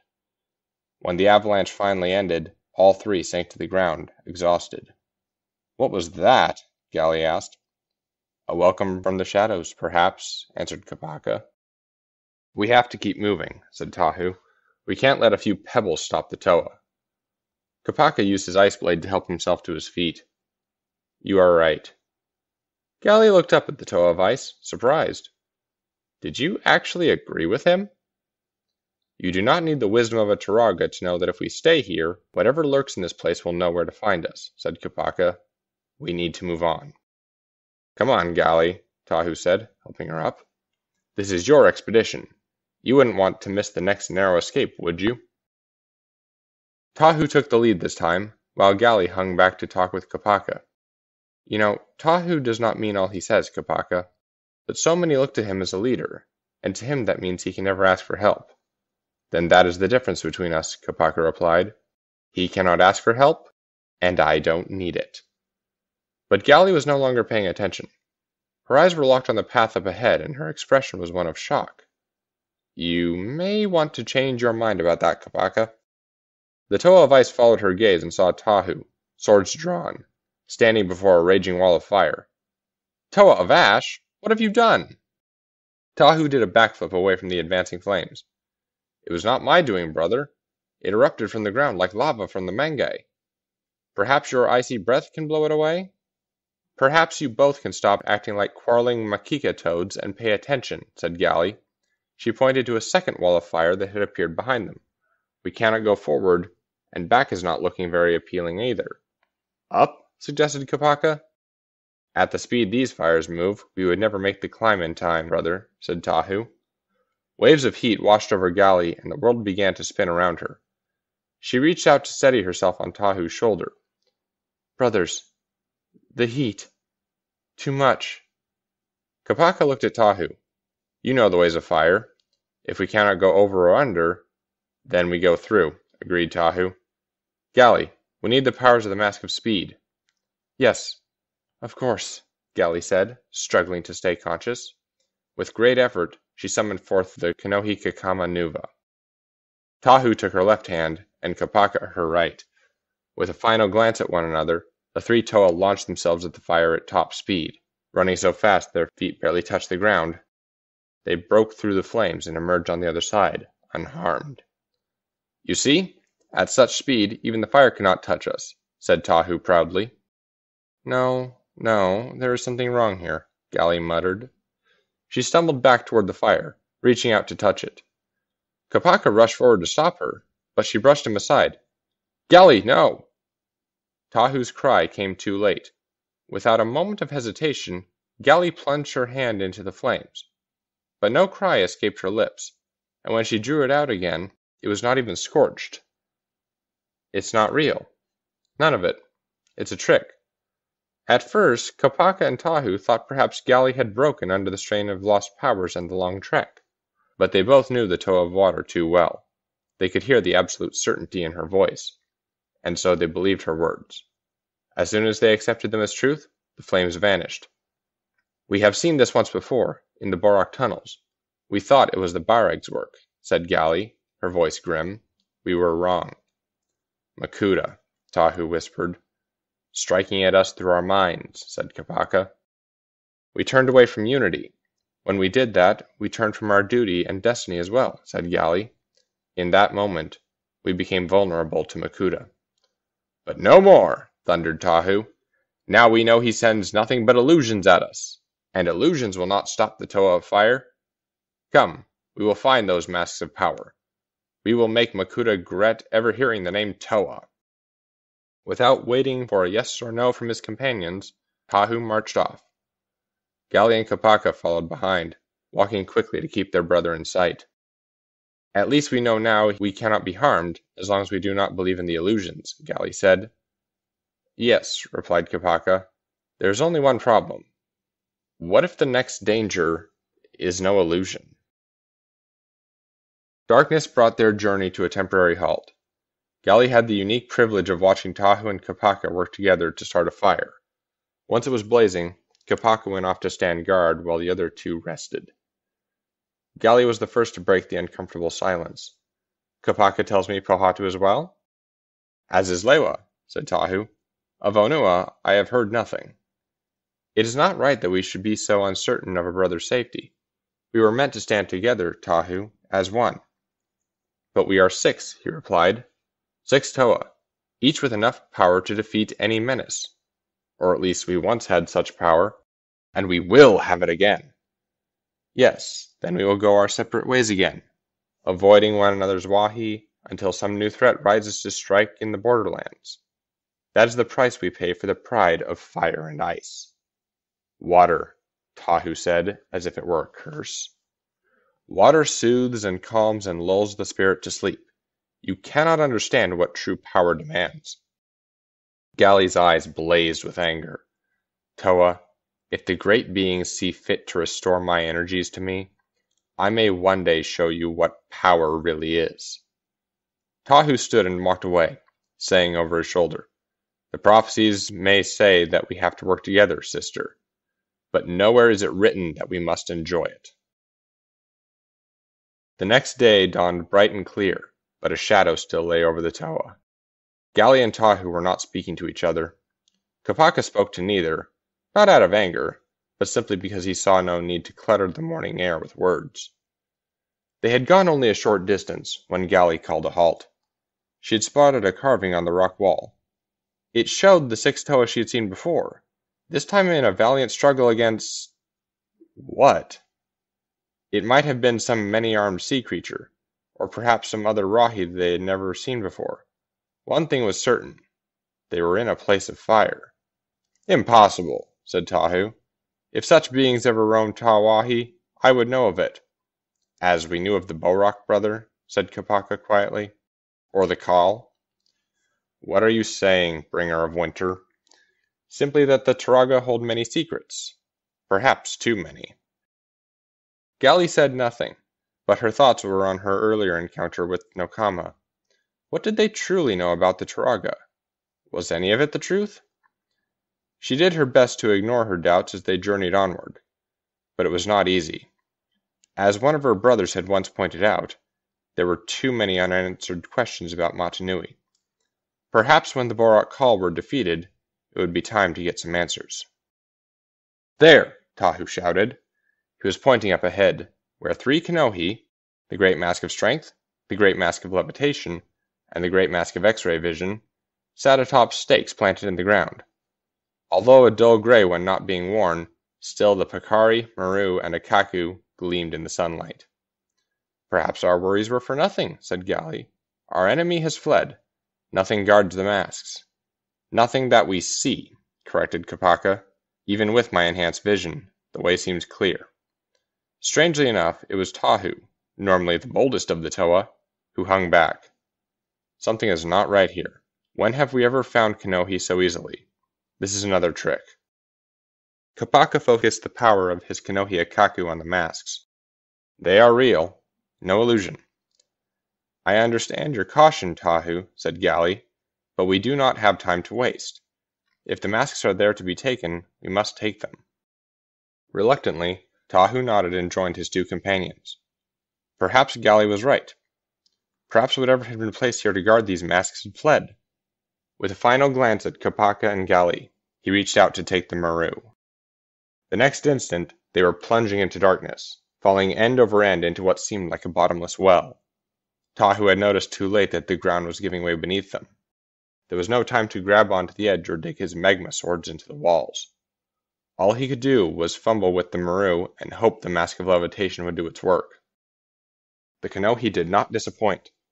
As soon as the mask was on his face, Tahu could feel himself floating gently in the air, held aloft by the power of levitation. Kopaka and Gali, too, were safe, thanks to the power of the Nuva mask. They reached the bottom, finding themselves in a cold, dark chamber far beneath the surface. All three were on alert, but Gali was the first to say, "We are not alone here." "No, brothers, you are not." Onua stepped out of the shadows, followed by Pahatu, Lewa, and Turaga Vakama. "It seems the Toa Nuva are together again, if not in the way we would have wished." "Who is responsible for this?" Tahu raged. "The Kal? If so, I will—" "No, Toa," said Vakama. "Even the power of the Kal could not tame what lives in this place. It is a menace I hoped never to face again. Even at the height of your powers, you could not hope to defeat it. Only contain it." Kopaka frowned. "Another secret, Turaga? What is this thing we face?" A deafening roar filled the chamber. Each Toa drew his or her tools and looked around, but there was nothing to see. "What is it, Toa of Ice?" "A thing of raw power. A creature with no fear. It was created for only one purpose, and one alone." The fear on Vakama's face was clear to see in the glow of his fire staff. "It lives to defeat Toa." Chapter 6 Vakama's Tale Secrets. Recording by Numbskill. Vakama stood his eyes on Nuju. "That is enough. I will tell the rest of this story. After all, I was there." "Yes, you were," said Nokama. "But neither you nor Nuju have told us about this before now. Why?" "I asked Nuju to keep his silence," answered Vakama. "But now the time has come to tell the tale." The 6 Toa Nuva took up positions around the chamber, their eyes fixed on the entrance to the darkened tunnel. From somewhere in those shadows came the roar of the creature Turaga Vakama swore no Toa could defeat. But the heroes of Motunui had no intention of giving up without a struggle. "I will bait the beast," Tahu said. "The rest of you close in on it from behind. We may fall, but by the great beings, this creature will know it has faced Toa!" "Tahu, think!" Gali implored. "We have the masks of speed and levitation. We can escape this chamber the same way we did at the lair of the Barog. Flight!" Kopaka shook his head. "We could, Toa of Water, if not for that," he said, pointing to the ceiling. The hole through which they had fallen was gone now, replaced by dozens of sharpened stalactites. Even with the enhanced strength granted by the Kanoi Bakari, the Toa could never get safely past all those spikes. "All right, then we stay here," Gali said firmly, "and we make sure someone regrets it." The guttural growl came again, closer this time. Onua, closest to the tunnel entrance, could hear the massive claws scraping against stone. "What is this thing, brothers? Nothing could be as large as it sounds." Tahu glanced at Vakama. "Well, Turaga, you said you know of this creature." "We are in great danger. Isn't this usually the time you reveal your secrets?" Vakama stared straight ahead. His eyes never wavered from the tunnel as he whispered the words of an ancient text from memory. "Beware the Rahi Nui. Beware the beast of horns and claws, who stalks land, sea, and air. Born to seek Toa, it will bring down all the works of Matolan in its path. You will know it by its roar, by the shaking of the ground as it strides, by the fierce glow of its eyes. Guard well against it, or it shall be the end of all." When he had finished speaking, He lowered his fire staff to his side and stared at the ground. None of the Toa could recall ever seeing Vakama look so defeated. "Well, those were cheer-happy words," Lewa commented, sarcasm in his voice. "I thought perhaps this beast was something to worry Brood about." "We need a plan," said Kopaka. Yes, a plan. Agreed Pohatu, looking hard at the Toa of Fire and Ice. Not 6 plans, one for each of us. "Very well," said Tahu. We delay the creature as long as possible, while Turaga Vakama makes his escape. When we have fallen, Takua sees to it that this struggle occupies an honored place in the chronicles. Lewa leaped up to a rocky ledge in the chamber wall. "I do not think I like this plan. Let's quick plot another." But already it was too late for plans. With a roar so loud it almost knocked the Toa off their feet, the Rahi Nui emerged from the tunnel before the shocked eyes of Matanui's defenders. It was bigger than anything any of them had ever seen, at least 3 times the size of a Toa. Its shape was right out of a Matoran's nightmare. The head of the beast was that of a Kane Ra, the powerful Rahi bull, with long, sharp horns that could pierce solid rock with ease. Its forelegs were those of the Tarakava, the marine Rahi whose powerful arms could deliver a stunning blow to even a Takea shark. Tahu instinctively cloaked the others in a shield as the creature padded into the chamber. Its body and hind legs were those of Moaka, the great cat whose powerful claws could shred solid protodermis.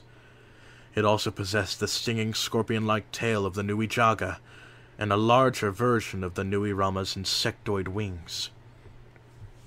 "I never imagined my destiny would be to be flattened by a walking zoo," said Pohatu. "Matanui is full of surprises," Gali replied. "This is not one of the pleasant ones."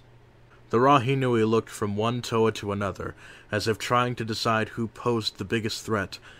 Strangely, its gaze lingered on Vakama, almost as if the beast remembered him somehow.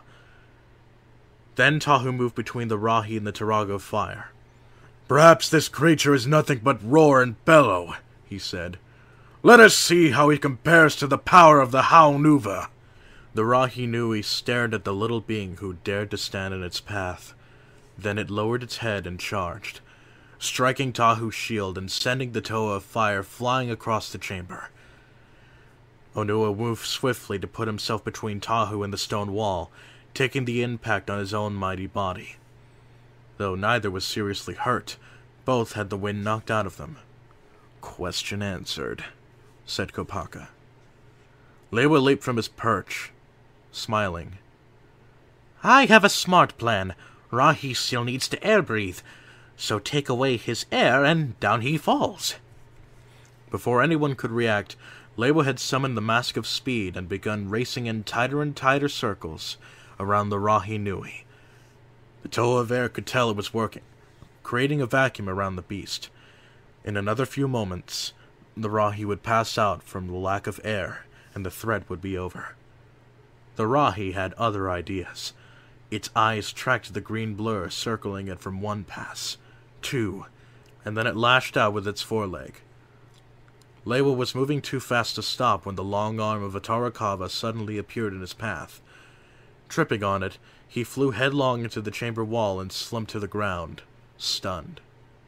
"We have barely begun, and already 3 of our number have fallen," said Gali. The Rahi Nui turned to the sound of her voice, its stinger slicing the air as it drew closer to the Toa of Water. "You are still working as lone Toa," said Vakama. "The Rahi Nui is too powerful to be beaten that way." "Then stop warning us and help," said Kopaka coldly. "If you know something about this beast, speak!" Gali flipped through the air, narrowly avoiding the Rahi Nui's tail. The stinger struck the spot where she had been standing, shaking the chamber. "It was bred for power, not intelligence," said Vakama. "That is how we were able to... that is how it was trapped here." Lewa staggered to his feet, followed by Tahu and Onua. Kopaka gestured for them to stay where they were. then turned to Pohatu. "Brother, we could use a bit of your speed and your aim," he said, gesturing toward the ceiling. "Gifts I gladly give," answered Pohatu. The Toa of Stone shared the power of the Mask of Speed with his friends, endowing each with the ability to move at super speed. "Let's give this beast's dull brain something to think about." The 6 Toa now circled the Rahi Nui. As soon as it would focus on one, that Toa would disappear in a burst of speed, only to reappear somewhere else.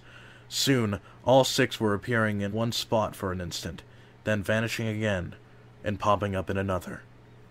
The Rahi Nui reacted as if it were under attack by a swarm of gnats, snarling and swiping at empty air. Pohatu saw his opportunity. He joined his climbing claws into a ball and flung it at the ceiling, shearing through a dozen stalactites. The sharp stones rained down on the Rahi Nui, further enraging the beast. "I believe we have upset this creature," Onua chuckled, as he allowed the power of the Mask of Strength to fill his comrades. "Perhaps it could use some time off its feet." Acting as one, the Toa slammed their fists on the floor. Their added strength created a massive shock wave that traveled to the center of the chamber, knocking the Rahi Nui onto its side. It bellowed and tried to right itself, but a second shockwave brought it down again. "This is more joy fun than Coolie Ball," said Lewa. "At least until we run out of ideas." "Perhaps I can help," said Vakama. His voice filled the chamber, but there was no sign of him. The Turaga had invoked the power of the mask of concealment he wore. "Rahi, you have heard this voice before. It belongs to the one who trapped you so long ago." Tahu looked at Gali, both wearing expressions of surprise. Vakama, with his noble mask and his fire staff, had beaten this monster before? How was that possible? The Rahi Nui rose again. It definitely did seem to recognize and hate that voice. Worse, it could not see where the voice was coming from. It roared in rage. "Do you remember the last time we met? Or are you too slow-witted?" taunted Vakama. "You howled and roared and even succeeded in harming some of my friends. But in the end, your rage was your undoing, monster." The Rahi Nui was turning this way and that, trying in vain to find Vakama. Forgotten were the 6 Toa who stood and watched as the beast grew more and more frenzied. "Vakama does have a smart plan, doesn't he?" asked Lewa. "Besides driving the beast wild, one can only hope," replied Onua. "How long have you been down here, creature?" Vakama continued, still cloaked by invisibility. "How many suns have passed above? Did your master abandon you? Or is he the reason we are here?" Suddenly, the shadows in the chamber grew darker still, and a cold wind chilled the Toa. A pair of massive, glowing red eyes appeared in the darkness of the tunnel, and a harsh, grating voice said, "It has not been abandoned, Vakama. It has been waiting for your return." "Makuta," Gali whispered. "But this beast wears no infected Kanohi mask," said Tahu. "How does Makuta control it?" "There is no need for a mask, Toa Tahu," said the voice of Makuta. "It hates Toa and all who stand with them. That is enough." "And you skulk in the shadows, as you always have," Vakama snapped. "Striking through ponds because you are afraid to face the light." Makuta laughed, a truly horrible sound. "Light? There is no light on Motunui. There never shall be." "You have been defeated before," shouted Vakama. "You shall be again." "Defeated?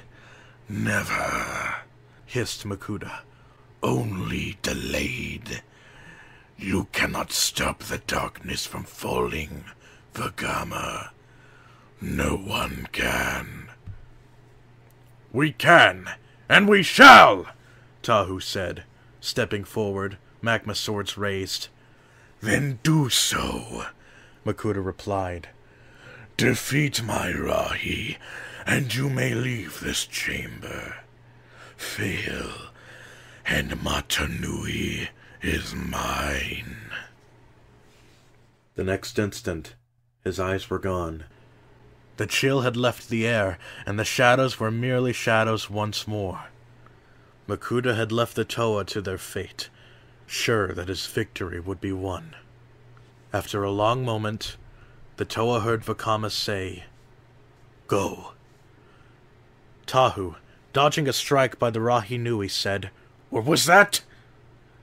"The beast can be distracted. Run for the tunnel." Toa, do not run, answered Tahu. Well, actually, Onua muttered. They do when their Daraga tells them to do so. Vakama's voice struck the Toa like a hammer blow. Now go! The Rahi Nui snarled and started towards Vakama's voice. Gali grabbed Tahu's arm. "Only as far as the tunnel mouth, Tahu," she said. "We will not abandon Vakama." Would you make us cowards? Tahu demanded. We don't have time to debate, said Onua. Come, Fire Brother. Let us see what your Turaga has in mind. Vakama waited until the Toa had slipped past the angry Rahi into the tunnel. Then he stood with his back to the chamber wall and willed himself to become visible again. He could hear Gali gasp and Tahu shout a warning, but he ignored them. His entire being was focused on the monstrous Rahi that confronted him. Come then, monster, he said. Let us see what time has done to your power. The Rahi Nui lowered its massive head, its claws pawing the ground, its eyes locked onto Vakama's as it prepared to charge. Onua and Pohatu held Tahu's arms, keeping the Toa of Fire from racing into the chamber. Trust him, Onua urged. Vakama must know what he is doing. The Turaga was not so certain. True, he had seen the Rahi Nui defeated once before, but that had been a long, long time past, and Vakama had been very different then. Perhaps it was his power that time had swept away, and not the Rahis.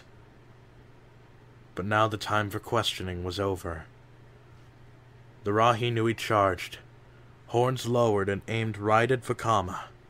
The Turaga counted the beast's huge strides, and waited until he could feel the Rahi's foul breath on him. Then he leapt aside, turning invisible as he did, listening for the satisfying crunch of Kane Ra horns piercing the stone. He didn't have to wait long. The Rahi Nui slammed headfirst into the wall, burying its horns in the rock. Its charge had been so powerful that, once in, the horns could not be withdrawn. Try as it might, the Rahi Nui was stuck fast in the wall. Cautiously, Vakama stepped away from the struggling creature and became visible once more. The 6 Toa stepped into the chamber and stood by his side. Will it ever get free? asked Gali. In time, yes, said Vakama. It will bring down the wall if it must. I would rather not be here to see that, said Onua. We all have our Konoe Nuva masks. The time has come to return to the surface. You took a great risk, Turaga, said Tahu, as they walked into the tunnel. If you had failed, then someone else would have stepped into my place as Turaga, answered Vakama. Just as someday, someone else may become a Toa of Fire when your destiny is fulfilled, Tahu. You knew what the beast would do. I hoped, said Vakama. But I had to get it so angry it would forget how it had been trapped before. Wenua would say it was defeated because it forgot the past. Nuju, that it did not think about the future. The Toa reached a dead end. Above them, they could see the sky through an opening in the ceiling. "Now can we fly?" asked Gali, smiling. The Mask of Levitation and the Mask of Speed combined to lift the Toa and Turaga aloft, and carry them through the hole back onto the surface of Motunui. The Toa's quest for the masks was at its end, but their true ordeal still lay before them. For now, questions about their future as a team, the secrets of the Turaga, and what destiny held in store for Motunui had to be put aside.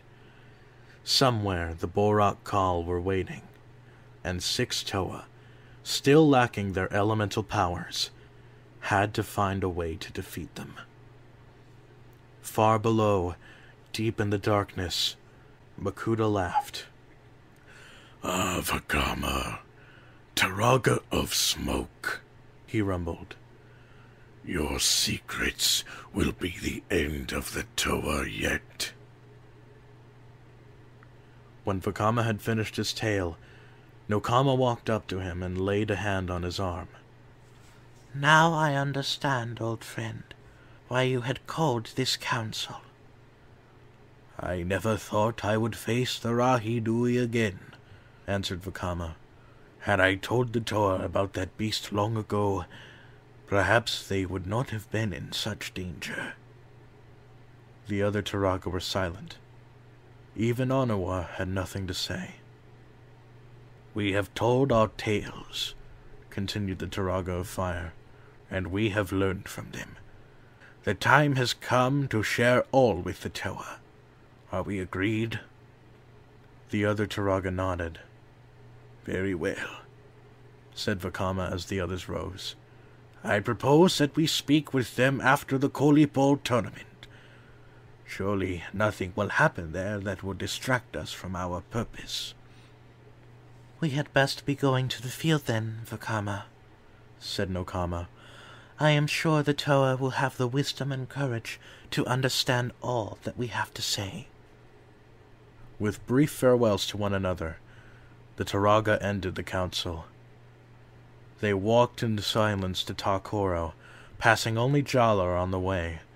The captain of the guard explained that his Koli partner, Takua, had wandered off again and he was searching for him.